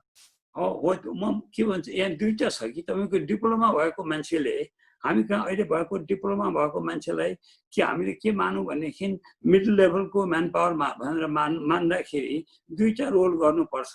माथिल्लो लेभलको टेक्नोलोजिस्टहरू जुन छन्, टेक्नोलोजीहरूलाई उसको असिस्टेन्ट, उसलाई एसिस्ट गर्ने, उसको सपोर्टिङ रोलमा पनि उसले भूमिका खेल्नुपर्छ। र अर्को चाहिँ तलको लेभलको स्किल वर्कर्सहरूको लेभलमा सुपरभाइजरी वर्क पनि गर्नुपर्छ। उसले सुपरभाइजरी वर्क र असिस्टेन्टको दुईवटा टेक्निसियनको वर्क पनि गर्नु पर्यो, सुपरभाइजरी वर्क पनि गर्नु पर्यो। त्यो दुईटै वर्क गर्नको निम्ति माने डिप्लोमा लेभलको ट्रेनिङ चाहिँ अझ स्ट्रेन्थेन हुनुपर्छ। त्यो स्ट्रेन्थेन हुनलाई 12 क्लासको ब्याकग्राउन्ड भएको मान्छेलाई एडभान्स डिप्लोमा गरे पनि हुन्छ, अथवा डिप्लोमा पाइसकेको मान्छेलाई एडभान्स डिप्लोमा गरे पनि हुन्छ। अब अमेरिकामा चाहिँ के गर्छ भनेदेखि कम्युनिटी कलेजले यो कुरालाई धेरै हेरेको छ। कम्युनिटी कलेजमा 12 क्लास पछि इन्ट्री गर्छन्। 12 क्लास पछि 2 वर्षको ट्रेनिङ दिन्छ उनीहरूले पहिले। त्यो 2 वर्षको ट्रेनिङ चाहिँ इन्टेन्सिभ स्किल ट्रेनिङ दिएको हुन्छ। त्यो अपसाइड डाउन करिकुलम बनाएको छ। अनि त्यसपछि त्योभन्दा माथिको डिग्री पाउनलाई एकाडेमिक कोर्सेसहरू चाहिँ त्योभन्दा पछि एड गरिदिएको छ। तर स्किलको कोर्स चाहिँ पहिले नै गरेको छ त्यहाँ। अब हामीले पनि त्यो अनुसारको विचार गर्नुपर्ने बेला भएको छ। 12 क्लास भएको मान्छेले 12 अब अहिलेको सिस्टममा त फर्मल एडुकेसन भनौँ अथवा एउटा तलको इन्ट्री क्वालिफिकेसन के हो त भन्दाखेरि 12 क्लासलाई नि एउटा entry formal examination national examination भइकन क्वालिफिकेसन भएको त 12 क्लास हुनुभयो। अब 12 क्लास भएको मान्छेसम्म पुग्नलाई त झन्डै 50% 60% त पुग्दैन। त्यसको निम्ति त अलग्गै सोच्नुपर्छ।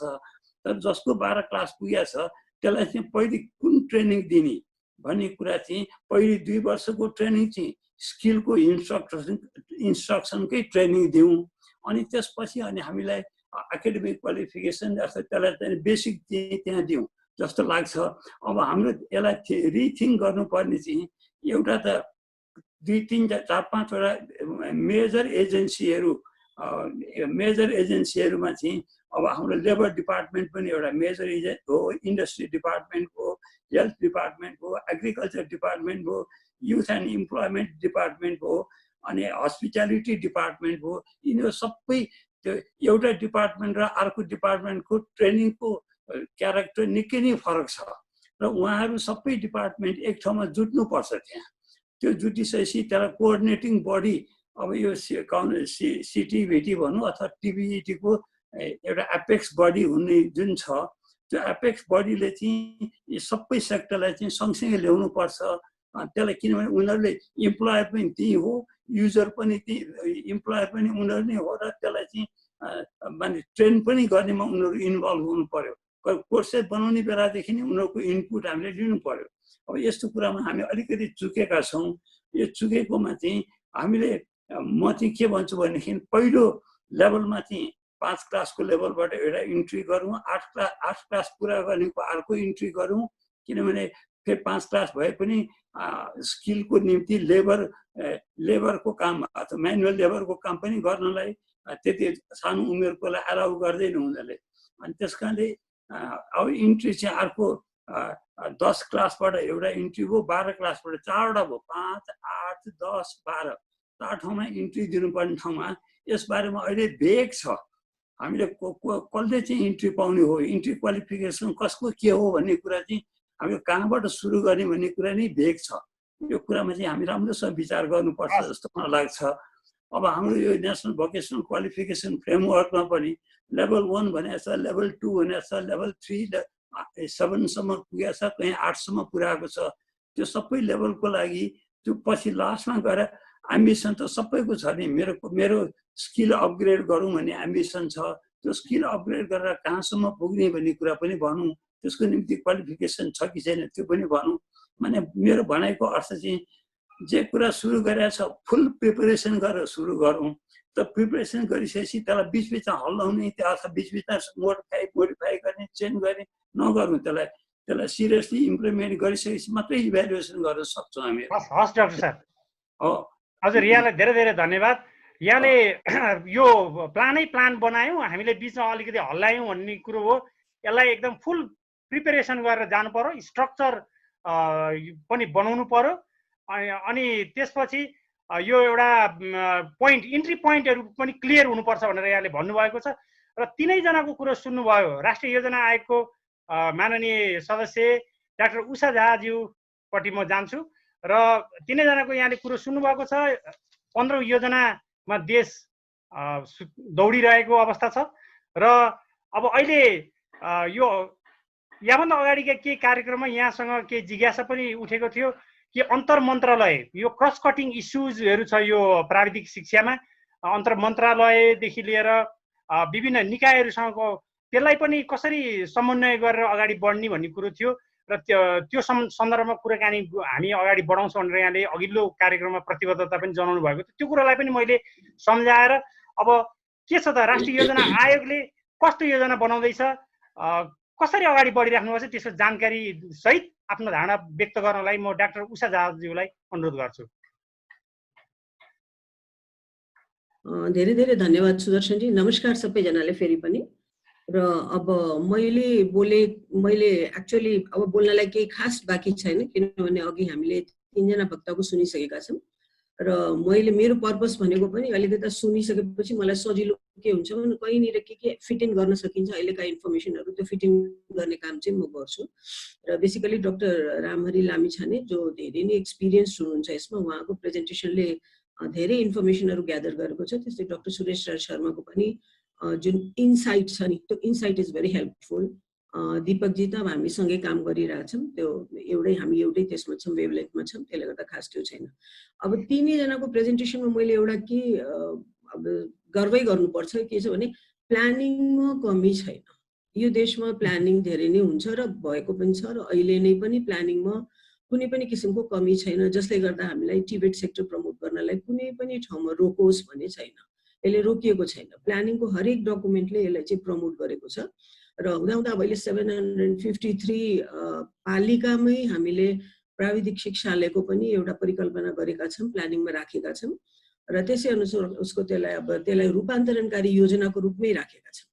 भनेपछि त्यसलाई एकदम फोकसै दिएको छ प्लानिङले होइन। अहिले किनभने अब हाम्रो गभर्मेन्टको एउटा पोलिटिकल कमिटमेन्ट छ, त्यो पोलिटिकल कमिटमेन्ट पुरा गर्नलाई पनि हामीले 753 स्कुलबाटै ग्रासरुट्सबाटै जबसम्म मान्छे कलेक्सन हुँदैन, जबसम्म त्यहाँको मान्छेको निड फुलफिल हुँदैन, तबसम्म यो इकोनोमिकली अपलिफ्टमेन्टका हामीले जति पनि थ्योरिटिकल कुरा गरे पनि त्यो केही हुनेवाला छैन भनेर पिकअप भनेको ग्रासरुट्स लेभलमै हो, त्यहीँनिर हामीले पिकअप गर्नुपर्ने हुन्छ र त्यसैलाई चाहिने हामीले सबै हाम्रो नियम कानुनले त्यसलाई चाहिँ छोइदिनु पर्ने हुन्छ।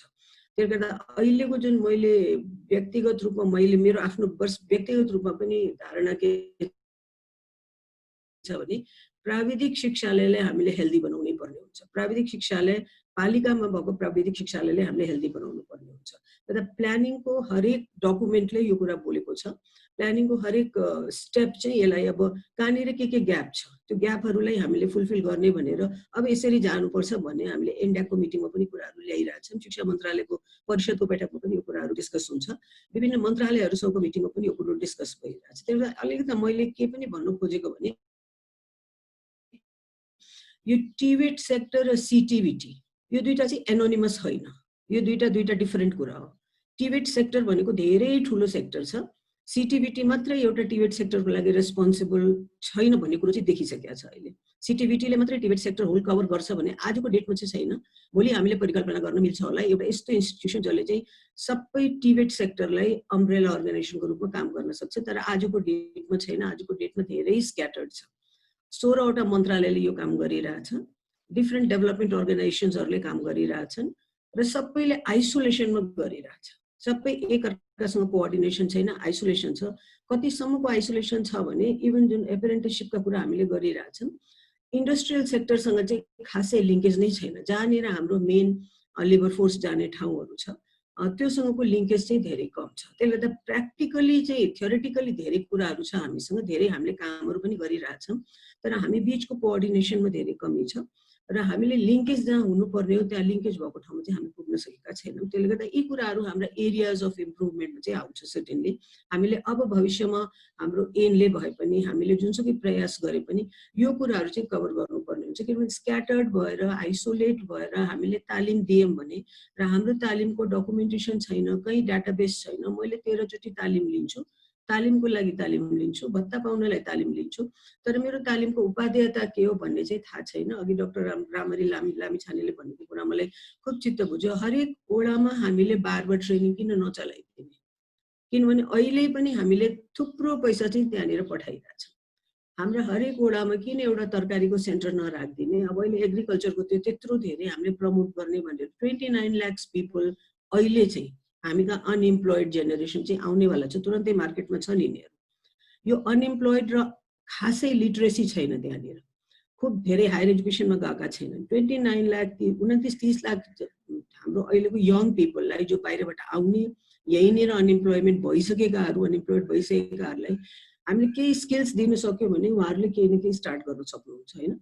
त्यसले गर्दा अहिलेको स्ट्राटेजिजले अहिलेको वर्किङ पोलिसीले त्यसलाई कभर गर्ने भनेर सिटिभिटीले पनि होस् अरू टिबेट सेक्टरमा जो इङ्गेज हुनुहुन्छ उहाँहरू सबैले त्यो मासलाई कसरी कभर गर्ने, त्यो मासले कसरी क्याप्चर गर्ने भन्नेमा चाहिँ अहिलेको स्ट्राटेजिक र वर्किङ पोलिसीले त्यसलाई चाहिँ जज गर्नुपर्ने हुन्छ। अब सरी मैले हेर्दाखेरि अब अघि तपाईँले क्रस कटिङ इस्युजको कुरा गर्नुभयो दर्शनजी, मिनिस्ट्रिजहरूको कुरा गर्नुभयो।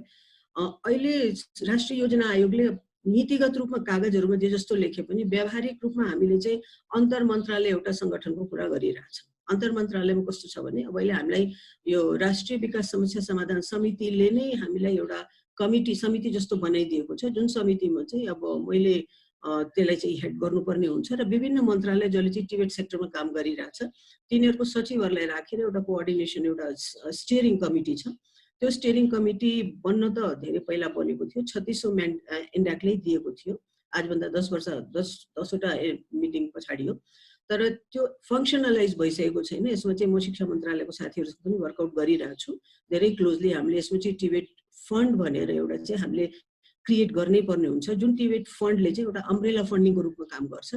र अम्ब्रेला फन्डिङ भनेको चाहिँ अब सबै अन्तर मन्त्रालय कुराहरू त्यहाँ आउनु। श्रम मन्त्रालयले थुप्रो तालिमहरू दिइरहेछ, कृषि मन्त्रालयले थुप्रो तालिमहरू दिइरहेछ, घरेलुले थुप्रो तालिमहरू दिएर त कसले तालिम पायो, कहाँ गयो भने एउटा टिबेट फन्ड भनेर एउटा अम्ब्रेला पोलिसीको लागि हामीले वर्कआउट गरिरहेछौँ। शिक्षा मन्त्रालय र राष्ट्रिय योजना आयोग अगाडि छ त्यसमा, र अरूसँग अन्तर समन्वयका कुराहरू हामी गरिरहेछौँ। अरू मन्त्रालयका सचिवहरू त्यो समितिमा हुनुहुन्छ र अहिलेसम्म त्यो टिम चाहिँ फङ्सनल नभइसकेको रहेछ। तर अब चाहिँ पहिलो दोस्रो मिटिङ चाहिँ हामीले स्टार्ट गरिरहेछौँ। त्यसले गर्दा अब थोरै सेन्सिटाइज, अघि दिपकजीले पनि भन्नुभयो, हामी ट्रान्सफर्मेटिभ फेजमै छौँ।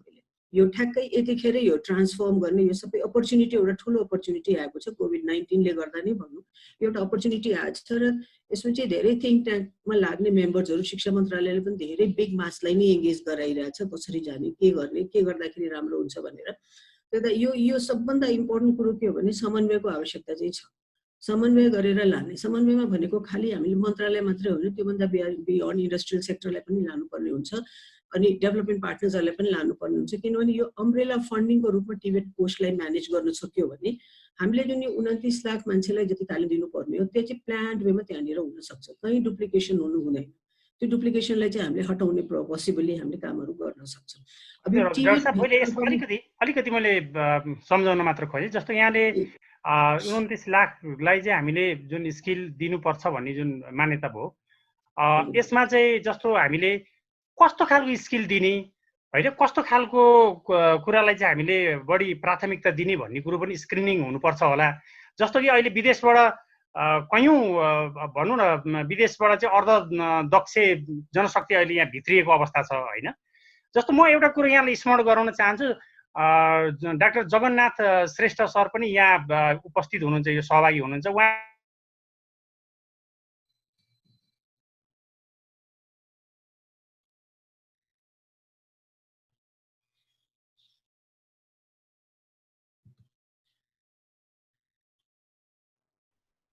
सुदर्शनजीको अर्को वर्षमा 180 केजी चाहिँ चाहिन्छ भन्नेसम्म कुरो उहाँले गर्नुभयो।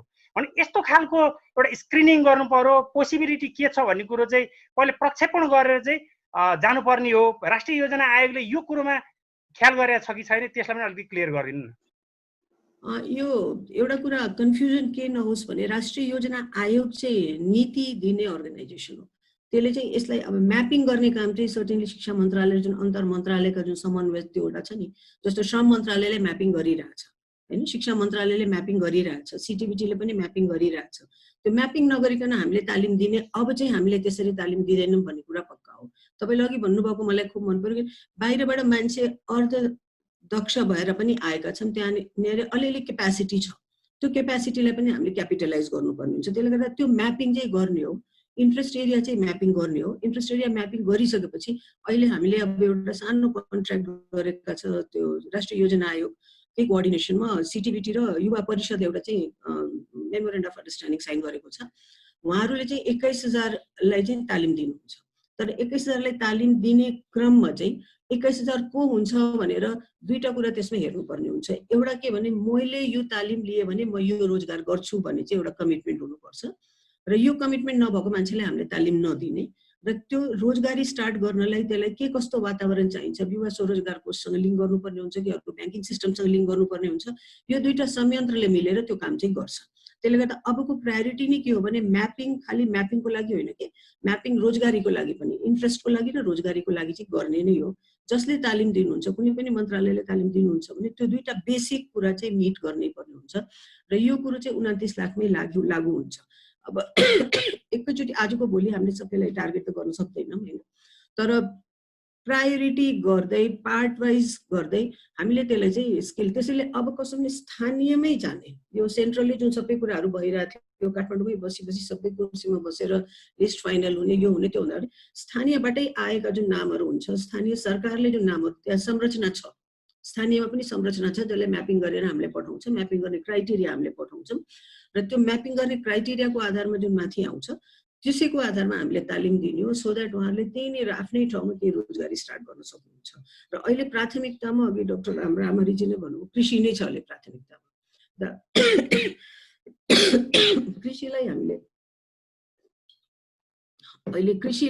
कृषिबाट हामीले धेरै आशा गरेका छौँ र आवश्यकता पनि छ र त्यसमा अपर्च्युनिटी पनि छ किनभने अब धेरै माइग्रेटेड पपुलेसनले कृषिको भ्याल्यु नबुझेर माइग्रेट हुनु भएको थियो त्यहाँबाट धेरै ठुलो देशलाई रेमिटेन्स आइरहेको थियो देशले पनि त्यसलाई प्रायोरिटी दिएको थियो तर अहिले अब अदरवाइज फर्केर आइसकेपछि आफ्नै देशमा काम गर्छु भनेर आइसकेपछि त्यसलाई हामीले अलिकति इन्सेन्टिभाइज गर्नुपर्ने हुन्छ र त्यसलाई चाहिँ अगाडि बढाउनु पर्ने हुन्छ त्यसले अहिले मैले भने नि अब वर्किङ पोलिसी जुन छ नि वर्किङ पोलिसीको लागि राष्ट्रिय योजना आयोगले कोअर्डिनेसन गरिदिन्छ तर पर्यटनको क्षेत्रमा त्यस्तै उद्योगको क्षेत्रमा श्रमको क्षेत्रमा शिक्षाको क्षेत्रमा अलिकति वर्किङ पोलिसी चाहिँ ट्रान्सलेट गर्नुपर्ने हुन्छ सो द्याट इन्ट्रेस्ट र स्किल दुईटा कुरा म्याच हुनुपर्ने हुन्छ अहिले ठुलो कन्स्टेन्ट अघि डाक्टर सुरेश राज शर्माले भन्नुभएको हिजो मेरो मदन भण्डारी प्रौद्योगिक विश्वविद्यालयसँग पनि मिटिङ थियो त्यो पनि एउटा विश्वविद्यालयको रूपमै आइरहेछ उहाँहरूको पनि ठुलो अब अहिलेको प्रायोरिटी के छ भने हामीसँग इन्स्ट्रक्टर नै छैन हामीसँग इन्स्ट्रक्टर सबभन्दा पहिलो प्रायोरिटी के हो भने हामीले इन्स्ट्रक्टरै प्रिपेयर गर्नुपर्ने अघि हाम्रो प्रिपरेसन पुग्दैन भने जुन डाक्टर सुरेशले भन्नुभएको छ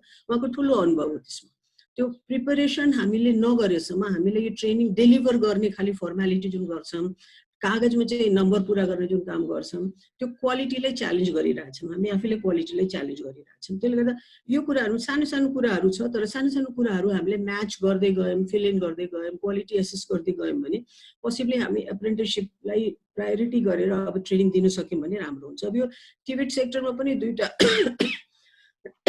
कुरो आइरहेछ अहिले एकाडेमिक र नन एकाडेमिक दुइटै आइरहेछ एकाडेमिकमा हामीले अब टिएसएलसीका कुरा गरिरहेछौँ डिप्लोमाको कुराहरू गरिरहेछौँ उता गरिरहेछौँ भने व्यावसायिक तालिम भने फेरि छुट्टै कुरो त्यसले गर्दा हामीले एकाडेमिक र नन एकाडेमिक दुवैलाई छुट्याएर कुरा गर्नुपर्ने हुन्छ नन एकाडेमिकको अहिलेको डेटमा नन एकाडेमिक चाहिँ हाइली प्रायोरिटाइज भएर जानुपर्ने हुन्छ इन्स्ट्रक्टर धेरै चाहिन्छ र त्यो नन एकाडेमिकलाई हामीले जति एनर्जाइज गर्न सक्यो जति अपर्च्युनिटी दिन सक्यो हामीसँग केहीको कमी छैन साँच्चै भने ब्याङ्किङ सेक्टरहरू they are very happy to give the loans होइन तर कन्डिसनल कुराहरू छ सर्टेन कन्डिसन्सहरू उहाँहरूले स्किलसँग म्याच भएन भने चाहिँ दिन सक्नुहुन्न इन्डस्ट्रीसँग म्याच भएन भने दिन सक्नुहुन्न इन्डस्ट्रिजहरू चाहिँ एकदम विलिङ छन् म्यान पावरहरूलाई तर हामीले स्किल्स ट्रेनिङ दिन सकेका छैनौँ र सर्टेन लेभल अफ कोअर्डिनेसनको आवश्यकता छ जसमा चाहिँ राष्ट्रिय योजना आयोगले गर्छ त्यो कोअर्डिनेसन तर इम्प्लिमेन्टेसन लेभलमा फेरि हामी अरू नै साथीहरू मोबिलाइज हुनुपर्ने हुन्छ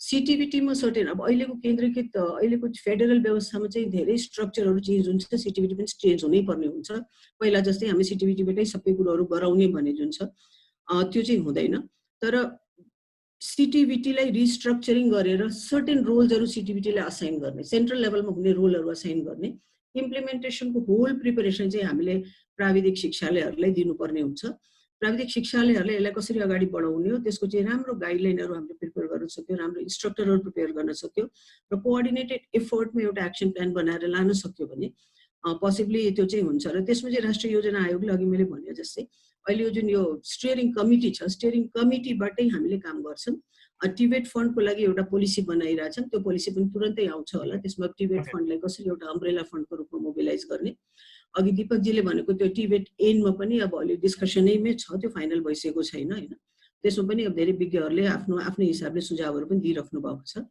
त्यसलाई पनि हामीले फाइनलाइज गर्छौँ र यसलाई दुवैलाई कसरी अगाडि लाने सो द्याट होल टिबेट सेक्टर हामीले राम्ररी कभर गर्न सकौँ भनेर अहिलेको आवश्यकता नै छ त्यसले गर्दा यसमा अब धेरै एक्सपिरियन्सेसहरू मैले अघि सुने सबै एक्सपिरियन्सेसहरू सुने म particularly I am not an expert होइन तर एक्सपर्ट नभएपछि लर्निङको आधारमा चाहिँ अहिले सिन्स लास्ट 27-28 मन्थदेखि मेरो लर्निङ जुन भएको छ परिषदको सदस्यको मेम्बरले विभिन्न स्कुल कलेजेसहरूसँग इन्टरेक्सनको आधारमा र यो अहिले मिनिस्ट्रिजहरूमा भइराखेको काम र इन्डस्ट्रिजहरूमा भइराखेको कामको आधारमा प्रिपरेसन चाहिँ धेरै इम्पोर्टेन्ट छ प्रिपरेसन भइसकेपछि अनि त्यहाँदेखि इभ्यालुएसन पनि धेरै इम्पोर्टेन्ट हुन्छ। हस् हामीले इम्प्लिमेन्टेसन पनि हामीले नै गर्न थाल्यौँ भने यो सेन्ट्रल लेभलमै हामीले इम्प्लिमेन्टेसनमा फोकस गर्न थाल्यौँ भने, शिक्षा मन्त्रालयले इम्प्लिमेन्टेसन गर्न थाल्यो भने यो फेरि पनि भद्रगोल हुन्छ।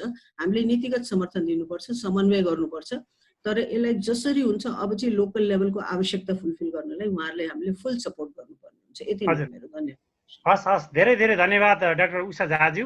यहाँले महत्त्वपूर्ण कुरा गर्नुभएको छ, स्थानीयमै जानुपर्छ है भन्ने कुरो गर्नुभएको छ।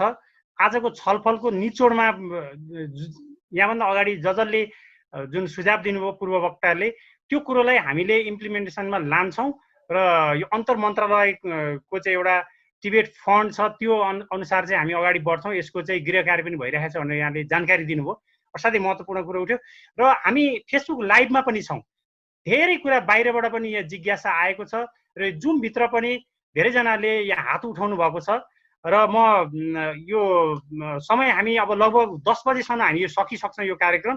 र जसलाई जिज्ञासा लागेको छ यहाँले यो रेज ह्यान्ड गर्न सक्नुहुनेछ। र यहाँभन्दा अगाडि कृष्ण शाह र एकजना त्रिलोचन पौडेलज्यूले रेज ह्यान्ड गर्नुभएको छ, हात उठाउनु भएको छ। उहाँहरूलाई दिनुभन्दा अगाडि म यो के जिज्ञासा यो जुम लिङ्कभित्र व्यक्त गर्नुभएको छ, उहाँहरूको म जिज्ञासा पढेर म यो सुनाउन चाहन्छु।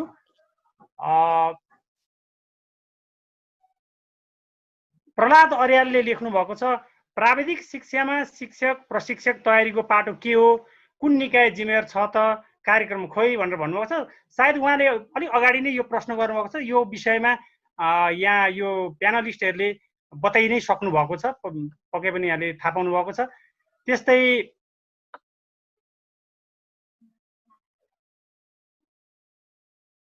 रमेश सुब्बाले लेख्नु भएको छ, regarding diploma PCL nursing, the entry criteria is too much poor, setting is too much poor, and monitoring and evaluation system is too much poor, and it is great harmful in health sector.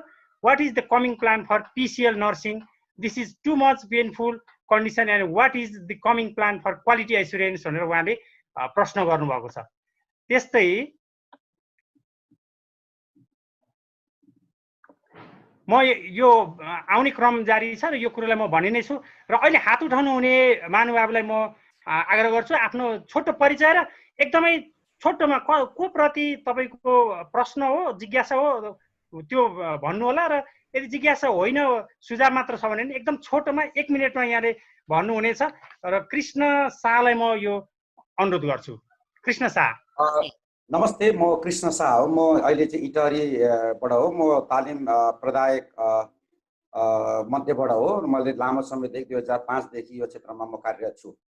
मेरो माननीय उषा झा प्रति मेरो चाहिँ जानकारी मात्रै दिन चाहेको मैले यो टिबेट फन्डको विषयलाई लिएर 2006 मा चाहिँ अलिकति मेरो पहलमा मैले आफूलाई क्रेडिट दिन चाहे। मैले 2006 मा मैले चाहिँ मोरङ जिल्ला र धनकुटा जिल्ला र ओखलढुङ्गा जिल्लामा टिबेट फन्ड बनाएका थियौँ। हामीले त्यो टिबेट फन्डको विषयलाई पनि अध्ययन गरिदिन म आग्रह गर्थेँ। फेडरलिजम पछाडि त्यो आफै हराए, किनभने जिल्ला विकास समिति अन्तर्गत रहने गरी हामीले त्यो टिबेट फन्डको परिकल्पना गरेको थियौँ। त्यो कार्यान्वयनमा पनि थियो, अहिले पनि मोरङमा त्यो कार्यान्वयनमा छ अरू ठाउँभन्दा। त्यसले गर्दाखेरि यहाँले जुन ड्राफ्ट बनाइराख्नु भएको छ टिबेट फन्डको, त्यसको लागि चाहिँ मेरो त्यो अध्ययनहरू गर्नका लागि र मैले पनि जुन बेलामा यो टिबेट 2006 मा तयार गरेको त्यसको केही अनुभवहरू यहाँहरूलाई मैले सुनाउन पाएँ भनेदेखि शोभा भइले यसको ओरिजिन कन्सेप्ट पनि यहाँलाई जानकारी छोटोमा सर, एकदमै छोटोमा। अर्को कुरा चाहिँ यो एप्रेन्टिसिप मोडलमा डाक्टर रामहरि लामिछानेले राख्नु भएको कुरामा यो चाहिँ इन्डस्ट्रीहरूले अहिले एप्रेन्टिसिप लिइरहेको छ। मैले पनि सञ्चालन गर्थेँ एप्रेन्टिसिपबाट ट्रेनिङ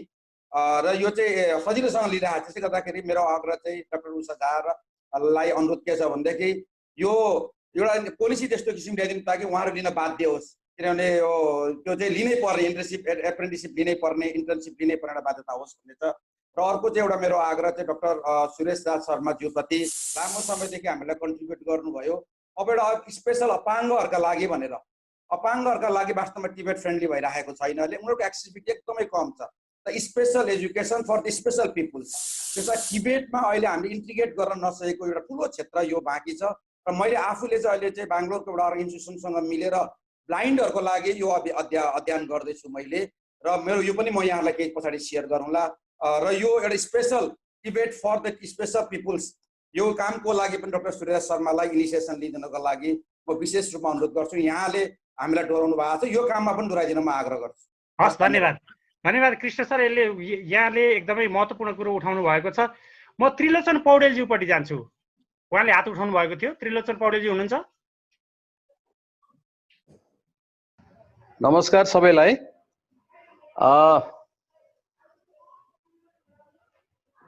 हेलो, सुन्नु भएको छ? हजुर। मेरो चाहिँ अब म चाहिँ पाल्पा टेक्निकल इन्स्टिट्युटको प्रिन्सिपल र म विगत चाहिँ 2032 देखि इन्स्टिट्युट अफ मेडिसिनमा प्राध्यापन कार्यमा संलग्न भएको र अहिले चाहिँ म चाहिँ कलेज चाहिँ प्राइभेट कलेज चलाइराखेको छु र मैले यहाँ धेरै कुराहरू चाहिँ सिक्ने मौका पाएँ र चाहिँ खास गरी रामहरि लामिछानेको प्रेजेन्टेसन चाहिँ इट वाज भेरी एक्सिलेन्ट। र म अहिले मेरो प्रश्न के छ भन्दाखेरि यो खास गरी अपरेसन लेभलमा काम गर्नुहुने हाम्रो चाहिँ योजनाको हाम्रो म्याडम र चाहिँ यो खास गरी यो शिक्षा मन्त्रालयको प्रतिनिधि जुन बोल्नु भएको थियो उहाँसँग अहिले हामी चाहिँ धेरै कुराहरू प्लानिङ लेभलको कुराहरू गऱ्यौँ यहाँ र चाहिँ मोनिटरिङ र इभ्यालुएसन लेभलको कुरा गऱ्यौँ। तर इभ्यालुएसन पछि प्राप्त भएको प्रब्लम जुन छ अहिले एक्जिस्टिङ प्रब्लम, खास गरी अहिले चाहिँ शिक्षालयहरू बन्द छन् र शिक्षालय विद्यार्थीहरू चाहिँ बाहिर भौतेरिएका छन् र यिनीहरूलाई चाहिँ अब हामीले कसरी उनीहरूलाई चाहिँ आफ्नो ग्रिपमा ल्याउने र कसरी यो आर्थिक वर्षलाई चाहिँ यताउता हुन नदिने भन्ने विषयमा चाहिँ एकदमै क्लियर कट चाहिँ गाइडलाइन चाहिँ हामीले प्राप्त गर्न सकिराखेका छैनौँ। यो कोर्सको रेस्पोन्सिबिलिटी हो र यो चाहिँ यसमा हामीलाई कस्तो खाले निर्देशन आउँछ र हामीलाई तुरुन्त यो निर्देशन आउनुपर्छ भन्ने मेरो चाहिँ अपेक्षा छ। धन्यवाद। हस्, धन्यवाद त्रिलोचन सर, यहाँले धेरै प्रश्न महत्त्वपूर्ण कुरो उठाउनु भएको छ र अब यहाँ यो च्याट बक्समा पनि केही कुरो यहाँ मैले पाएको छु। विपिन आचार्यले लेख्नु भएको छ, what is immediate solution to start training institute in Nepal, this is open question to any expert भनेर उहाँले भन्नुभएको छ। र प्रमोद भक्त आचार्य सरले पनि यो एकदमै भ्यालुएबल इनपुट आएको छ र खास गरी it helps to expand and deliver the quality of टिबेट भनेर उहाँले भन्नुभएको छ। उहाँले प्रतिक्रिया जनाउनु भएको छ र थुप्रै जिज्ञासाहरू आउने क्रम जारी नै छ। र अब छोटोमा या केही कोही महानुभावले बोल्न चाहनुहुन्छ भने हात उठाउनु होला र म त्यसलाई फेरि मौका दिने नै छु। र अब यो जिज्ञासाको एकदम छोटकरीमा त्यसको प्रतिक्रिया जनाउनको लागि म पक्षलाई अनुरोध गर्छु। महाश्रम सरले हात उठाउनु भएको छ। महाश्रम सर। महाश्रम सर उहाँ पूर्व सचिव हुनुहुन्छ नेपाल सरकारको। धन्यवाद। खास गरी मैले धेरै लामो कुरो बोल्न चाहदिनँ। सबैजना सरहरू म्याडमहरूले एकदमै राम्रो कुरो ल्याएको छ। अघि यहाँ क्वेसन्स पनि उठ्यो। अहिले हामी धेरै प्लानिङतिरका कुराहरू हामीले उठायौँ। अब मेरो कुरो चाहिँ अहिले चाहिँ तीनटा कुरा अघि रामबारी सरले पनि कुरो राखिसक्नु भएको छ।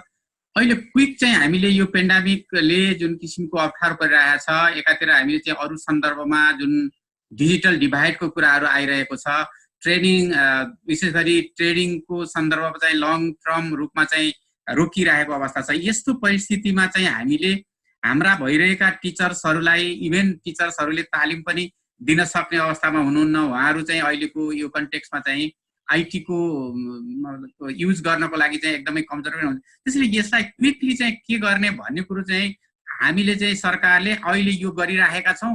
भोलि चाहिँ सर्ट टर्ममा क्विक रेस्पोन्स यो गऱ्यौँ अनि सर्ट टर्ममा यो कुराहरू गर्ने हाम्रो प्लान छ र त्यसरी हामी तयारी यो गरेका छौँ र लङ टर्ममा मात्र यो गर्ने भन्ने कुरोतिर जान पर्यो। अहिले हामीले लङ टर्म हामीले अरू बेला जस्तो छ त्यस्तै गरेर चाहिँ हामीले यो प्लानिङ भन्नुभन्दा त्यो त छँदैछ आफ्नो हिसाबले, त्यो कुराहरू गभर्मेन्टले गरिरहेको छ। तर अहिले चाहिँ मेरो कुराहरू 1 मिनटमा मैले के अनुरोध गर्न चाहन्छु भने अहिले तत्कालीन रूपमा हामीले ट्रेनिङहरू सञ्चालन गर्न नसकेको हुनाले टिचर्सहरूलाई एकदमै यो परिस्थितिमा कसरी सञ्चालन गर्न सक्छ आफ्नो क्लासहरूमा टिचर्सलाई चाहिँ क्यापेसिटेट गर्नु पर्यो। दोस्रो चाहिँ स्टुडेन्ट्सहरूको लागि प्रिपेयर्डनेस, अब उनीहरूको लागि सपोर्ट चाहिँ के हो त, हामीले सरकारले हरेक स्टुडेन्ट्स जसले चाहिँ कम्प्युटर छैन, मोबाइल छैन, केही छैन, उनीहरूलाई चाहिँ त्यस्तो खालको परिस्थितिमा उनीहरूलाई के सहयोग गर्न सक्छ सरकारले क्विक सपोर्ट गर्न पर्यो।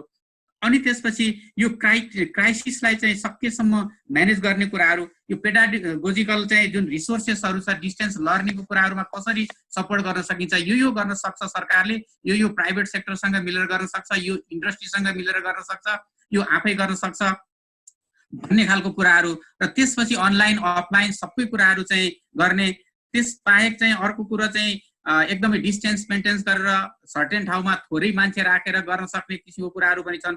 त्यसैले इन्फ्रास्ट्रक्चरको कुराहरू कहाँ सपोर्ट गर्न, यस्ता कुरातर्फ तत्कालीन ध्यान दिने र अनि तत्काल क्विक रेस्पोन्स, त्यसपछि मिडियम टर्म र लङ टर्ममा चाहिँ त्यो हिसाबबाट कामहरू गरेर साँच्चै रिजल्ट देखाउने कुराहरूतर्फ जानु पर्यो। प्लानिङ त नियमित प्रक्रिया छ, नेपालमा चाहिँ प्लानिङ गरिराख्न पर्छ भन्ने कुरो भन्दा पनि यो भइरहेको प्लानिङलाई कार्यान्वयनतर्फ जानु पर्यो। मेरो यति सर, धेरै धेरै धन्यवाद। यहाँले सुझावै दिएर जानुभएको छ। रिता भुमागाई म्यामले प्रश्न राख्न खोज्नु भएको छ, एकदमै छोटोमा दिनु होला र रेस्पोन्स पनि 1-1 मिनेटमा हामीले दिनेछौँ। नमस्कार सबैजनालाई, म रिता तिवारी, पद्मकन्या माध्यमिक विद्यालय हजुर, हुमागाई पनि हो सर, ठिकै भन्नुभयो हजुरले। अनि त्यसपछि मैले भन्न खोजेको के भने, हुन त यो सिटिबिटीको मेरो अन्तर्गत परेन। मेरो विद्यालयमा त सिभिल इन्जिनियरिङ यो शिक्षा विभागबाट प्राप्त भएको सिभिल इन्जिनियरिङ चलिरहेको छ, कक्षा 12 पुगिसक्यो अहिले। र उद्देश्य चाहिँ के छ भने, यहाँ पनि त्यस्तै खालको म्यान पावर होइन, जो चाहिँ एकदमै मिडल स्ट्यान्डर्डको म्यान पावर र ठिकै पढ्ने विद्यार्थीहरूलाई अगाडि बढाउनु पर्ने। यसमा पनि के छ भने, हाम्रो जुन सिभिल इन्जिनियरिङका कोर्सेसहरू पनि एकदमै भास्ट, त्यो क्रिम स्टुडेन्टलाई मात्र हुने र अरू विद्यार्थीले पढ्न नसक्ने, र कक्षा 11-12मा चाहिँ फिजिक्स केमिस्ट्री म्याथमेटिक्स शुद्ध फेरि इन्जिनियरिङको विषयहरूमा पढ्नुपर्ने। त्यही भएर एकदमै भास्ट भएर जुन विद्यार्थीहरूको लागि हामीले टार्गेटेड ग्रुप छ, त्यो टार्गेट ग्रुपमा चाहिँ अलिकति बाइस भएको जस्तो फिल भएको छ। त्यसैले यो करिकुलममा चाहिँ 11-12को करिकुलममा दिपक सरलाई मैले विशेष रिक्वेस्ट गरेँ, 11-12को करिकुलममा पक्कै पनि केही रिभाइज गर्नुपर्ने हो कि जस्तो फिल चाहिँ मलाई भइरहेको छ। मैले छोटोमा पेश गरेँ। हस्, धन्यवाद। हजुर, धन्यवाद म्याम। दीपक शर्माज्यू।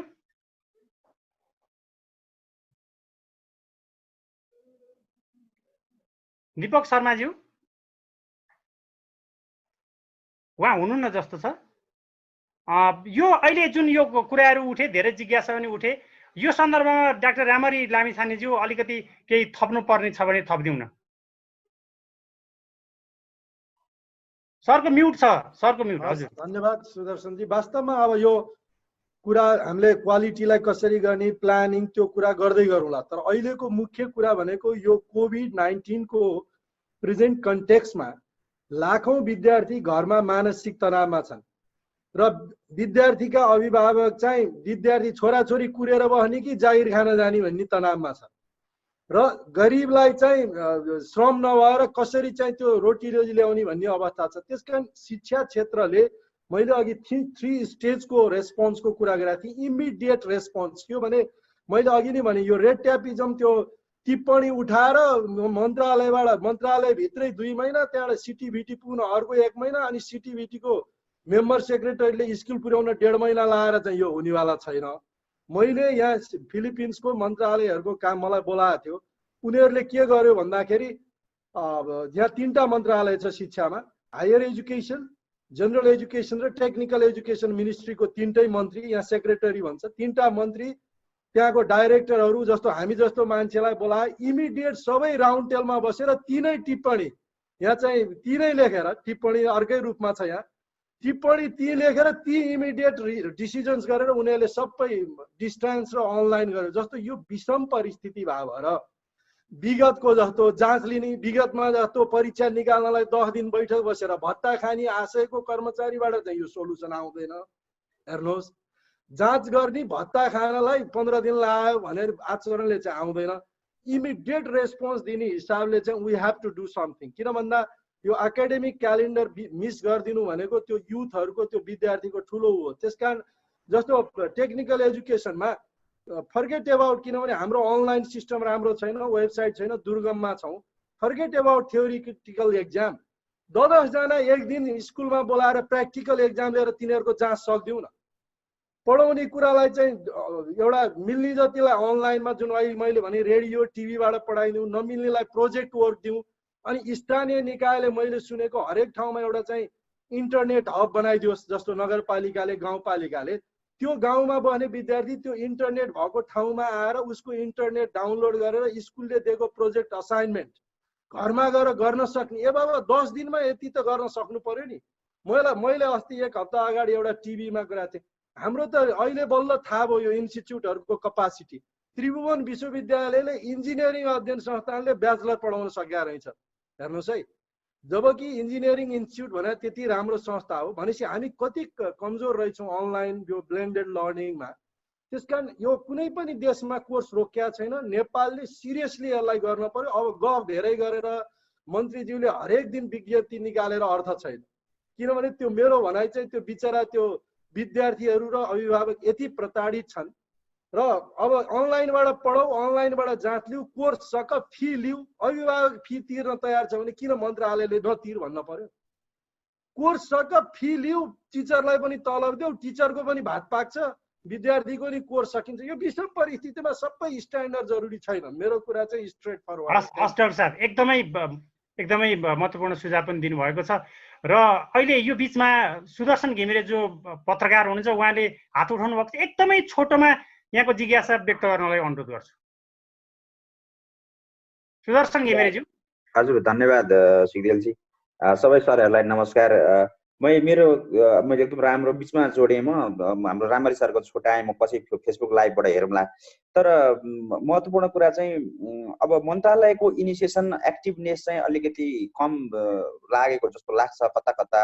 प्लानिङ कमिसनको चाहिँ नि अब म्याडम हुनुहुन्छ, अब हाम्रो माननीय सदस्यज्यू, अलिकति एक्सन पुगेको छैन। तपाईँहरूले इमिडिएटली मुभ गरिदिनु पर्यो, मन्त्रालयलाई पनि तताउनु पर्यो। अनि मन्त्रालय अब हामीले के भन्ने आफै तात्नुपर्ने कुरा हो। एक दोस्रो चाहिँ सुरेश सरसँग अब मैले 2-3 वर्षदेखि लामो कुराकानीहरू गर्ने मौका पाउँछौँ। सरको एउटा किताबमा हामी काम गरिरहेको छौँ। सरले के भनिराख्नुहुन्छ भने भोकेसनल एजुकेसन, टेक्निकल एजुकेसन चाहिँ त्यो हामीले भनौँ न अब यो अर्को जेनेरिक उसमा चाहिँ 40% ल्याएर पास गर्छौँ भने त्यहाँ चाहिँ 100% नजानिकन चाहिँ नि त्यो मान्छे क्यापेबल हुँदैन। 100% जान्ने भन्ने मतलब क्वालिटी एस्युरेन्सको हिसाबले चाहिँ हामीले कसरी काम गर्ने हो भन्ने चाहिँ हाम्रो अब अहिलेको नयाँ पोलिसीहरूमा हामीले यसलाई कसरी एड्रेस गर्छौँ। अझ यो कोभिडको जुन अब अहिले यो छुट्टै बहसको विषय हो वास्तवमा, उहाँ राम सरले उठाउनु भएको छ। तर क्वालिटी एस्युरेन्स टेक्निकल भोकेसनल एजुकेसनमा क्वालिटी हाम्रो कन्टेक्स्टमा क्वालिटी एस्युरेन्स चाहिँ जो प्लानिङ कमिसन र शिक्षा मन्त्रालयको यो सबभन्दा महत्त्वपूर्ण काम हो। यो चाहिँ कसरी गर्ने तयारी गर्नु भएको छ। अब यो चाहिँ बारेमा हाम्रो उषा झा, सुरेश सर र दीपकजी तिनैजनाबाट अलिकति यसमा केही एड्रेस भए हुन्थ्यो। यति हो मेरो क्वारी। हस्, धन्यवाद सुदर्शन घिमिरेज्यू। यहाँ एउटा फेसबुकबाट भन्दा पनि यो जुम लिङ्क भित्रैबाट आएको छ एउटा सुझाव। Sanjeev Kumar Joshi, EPC plan international भन्नुभएको छ उहाँले, thanks for nice presentation to respected all. How we can increase the interest of youth specially young women for excluded community in Tibet and skills for entrepreneurship। रामरी sir भनेर उहाँलाई सोध्नु भएको छ उहाँले। र अब यो ढिलो नगरिकन उषा झाज्यू प्रति प्रश्न पनि उठेका छन् धेरै, र उहाँले यो फिडब्याक दिनको लागि अनुरोध गर्छु। डाक्टर उषा झाज्यू। हजुर, धन्यवाद छ है सबैजनालाई प्रश्न रेज गर्नुभएकोमा। अब यो टिबेट फन्डको कुरा अघि कृष्ण शाहजीले गर्नुभएको, सर्टेनली म अब उहाँसँग कन्ट्याक्टमा बस्छु र कृष्ण शाहले गर्नुभएको जुन टिबेट फन्डको कामहरू छ त्यो चाहिँ सर्टेनली म फिडब्याक लिन्छु। किनभने हामी अहिले टिबेट फन्डकै त्यसमा चाहिँ काम गरिरहेछौँ र नीतिगत रूपमा यसलाई कसरी लैजाँदाखेरि सबैलाई समेटेर लान सकिन्छ र स्किल्स भर्सेस एन्टरप्रेनरसिप कसरी म्याच हुन्छ भन्नेमा चाहिँ टिबेट फन्डको जुन उद्देश्य छ त्यसरी नै लैजाने भन्ने उद्देश्य भएकोले तपाईँले गरिसक्नु भएकोले तपाईँहरूको त्यो कुरा चाहिँ हामीले लिनै पर्ने पनि हुन्छ र मलाई खुसी लाग्यो तपाईँले आफैले यो कुराहरू चाहिँ सेयर गर्नुभयो होइन। र यो अब त्रिलोचन पौडेलजीले भन्नुभएको छ अब clear cut guideline how to work forward भन्ने जुन छ नि, मैले हेर्दाखेरि अब शिक्षा मन्त्रालयले कसरी अनलाइन क्लासेसहरू सञ्चालन गर्ने त्यो कार्यविधिहरू चाहिँ बनाएर सिटिभिटीकै संलग्नतामा कार्यविधिहरू बनाएर सबै शिक्षालयहरूलाई पठाएको छ। र अब त्यसको आफैमा च्यालेन्जिङ चाहिँ छ। नेपालको कन्टेक्स्टमा चाहिँ अब दुईटा कुरा भयो। एउटा त टिबेट नै आफैमा एउटा ट्रान्सफर्मेटिभ फेजमा छ भने कन्ट्रीको ओभरअल फेडरल स्ट्रक्चर पनि ट्रान्सफर्मेटिभ फेजमा छ कि त्यसले गर्दा इन्स्टिट्युसनल एरेन्जमेन्ट हरेक ठाउँमा त्यति राम्रो भइसकेको छैन। अहिलेको स्थानीय सरकारसँग मैले एक्सपेक्ट गर्नु ऊ चाहिँ एउटा इन्टरनेटको हबको रूपमा काम गरोस् र सबै स्टुडेन्टलाई त्यसले समातेर तालिम दियोस् भने आजको डेटमा त्यति धेरै क्यापेसिटी नभइसकेकोले मैले व्यक्तिगत रूपमा चाहिँ त्यति साह्रो जतिसुकै शिक्षा मन्त्रालयले गाइडलाइन बनाएर पठाए पनि र सिटिभिटीले गाइडलाइन पठाए पनि स्थानीय सरकारले अहिले त्यसलाई चाहिँ उसको नै क्षमता छैन, उसको क्षमता नै बढाउनु पर्ने भनेको अहिलेको ट्रान्सफर्मेटिभ फेज भनेको दुवैतिर भयो। टिबेट मात्रै ट्रान्सफर्मेटिभ भएन कि फेडरल स्ट्रक्चर आफैमै ट्रान्सफर्मेटिभ भएर ओनरसिप अहिले नआइसकेकोले, ओनरसिपको मिनिङ के हो भनेर नआइसकेकोले यो अनलाइन कक्षा सञ्चालनमा अहिले सबैको पहुँच हुन सकिरहेको छैन। सबैको पहुँच हुन नसकेको कारणले यो अलिकति क्वेसनेबल चाहिँ भइरहेछ र त्यसमा पनि टिबेट आफैमा पनि थ्योरी मात्रै छैन, यसमा चाहिँ मोर अफ प्र्याक्टिकल छ। मोर अफ प्र्याक्टिकलले कसरी डेमोन्स्ट्रेट गरेमा चाहिँ अहिले मैले बुझ्दाखेरि हाम्रो नेपालको इभन सेन्ट्रल लेभलमा पनि डिजिटल टिचिङको त्यति धेरै आइडिया छैन। त्यसले गर्दा हामीले थ्योरेटिकल एउटा गाइडलाइन 2 पेजको बनाएर पठाइदिएको छ, त्यसरी अनलाइन गर्ने, यो गर्ने, त्यो गर्ने, तर प्र्याक्टिकली टिबेटलाई कसरी अनलाइनमा कन्भर्ट गरेर लान सकिन्छ त्यसमा अझ पनि रिजनल र ग्लोबल एक्सपिरियन्स सेयरिङ चाहिँ नेपाललाई चाहिन्छ। र अहिलेको अवस्थामा जहाँ जहाँ इन्टरनेटको पहुँच छ म्याडम, यो जस्तो मन्त्रालय अथवा यो निकायले तुरुन्तै गर्नुपर्ने कुरो चाहिँ के त? अहिले तुरुन्त गर्नुपर्ने कुरो अहिले यहाँ क्वेसन भइरहेछ। अहिले तुरन्तै गर्नुपर्ने भन्दा पनि गरि नै सकेको के छ भने अनलाइनको गाइडलाइन चाहिँ पठाइसकेको छ। त्यसले गर्दा नगरेको चाहिँ होइन। मेरो व्यक्तिगत मैले बुझेसम्म चाहिँ अनलाइन क्लासेसहरू कसरी, किनभने अहिले म्याक्सिमम गर्न सक्ने भनेको अनलाइन क्लासेस हो, त्योभन्दा बढी गर्न सक्दैन। सबै स्कुल्सहरू अहिले आइसोलेसन र क्वारेन्टाइनमा गइसकेका छन्। अब हाम्रो लिमिटेसनहरू छ क्वारेन्टाइन र त्यसमा गइसकेकोले हामीले त्यसलाई आजको भोलि मान्छेहरूलाई निकालेर फिजिकल डिस्टेन्सिङ मेन्टेन गरेर क्लासेस सञ्चालन गरौँ भने health is the first priority भन्ने पनि भन्छ। त्यसले गर्दा अहिले तुरन्तै हामी त्यो फेजमा जान सक्दैनौँ। र अनलाइन क्लासेसमा यो डिजिटल लर्निङमा प्राविधिक शिक्षाले कसरी लाने भने अहिले त्यो लर्निङ चाहिँ हामीमा मिसिङ छ, हामीमा चाहिँ त्यो छैन। त्यसले गर्दा जति गर्न सक्छ शिक्षा मन्त्रालयले बेस्ट गरेको छ, सिटिभिटीले बेस्ट गरेको छ र अनलाइन लर्निङमा सर्टेन कुराहरू इन्क्लुड गर्न सकेको छ। जस्तो मैले अघि त्यो डाटाहरू हेरिरहेको थिएँ, 56% अफ द स्टुडेन्ट्स जुन छ त्यो हाम्रो अनलाइन क्लासेसमा समेट्न सकिएको छ। तर पनि अब रिमेनिङ 44 स्टुडेन्ट चाहिँ हामी कसरी जाने भन्नेमा अब अझ पनि डिस्कसनहरू चाहिन्छ होइन।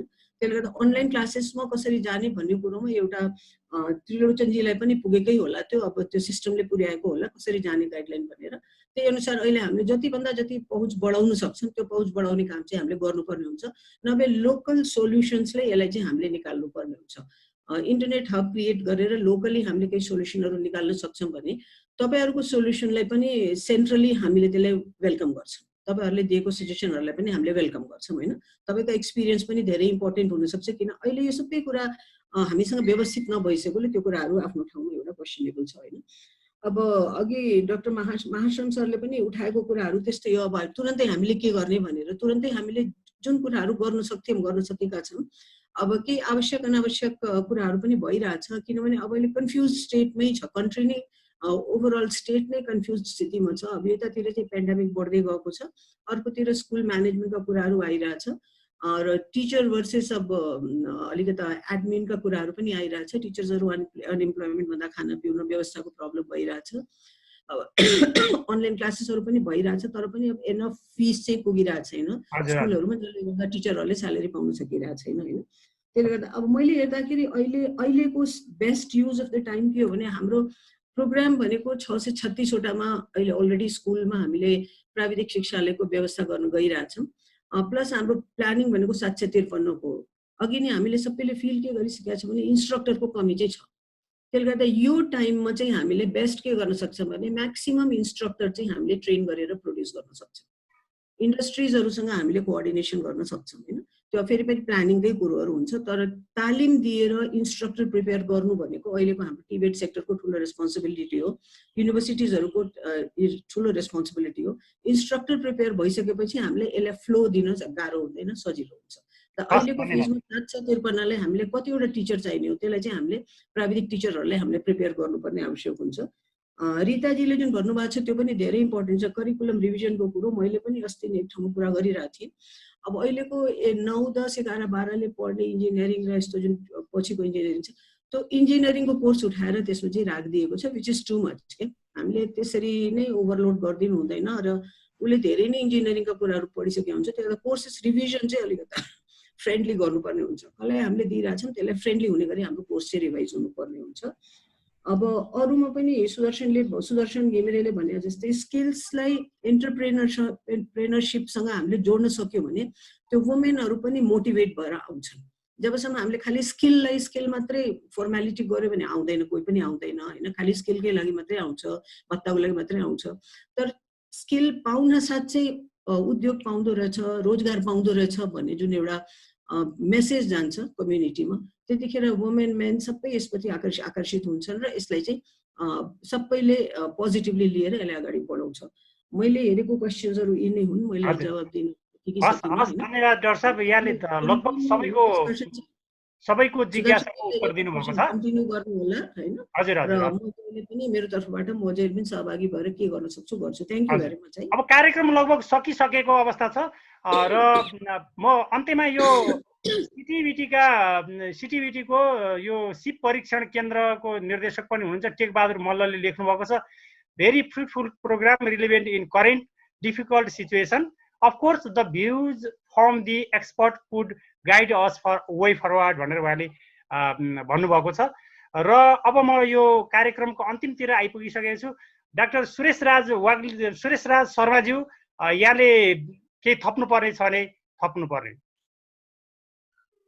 डाक्टर सुरेश राज शर्माज्यू।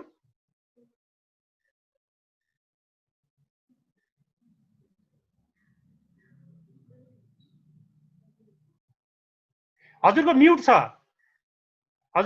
त्यो अनम्युट गरौँ।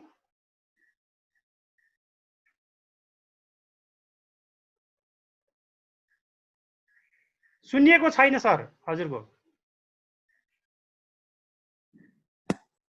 हजुर सुन्यो।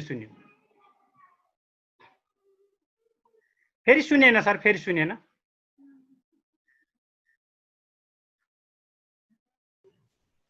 म्युट भयो सर।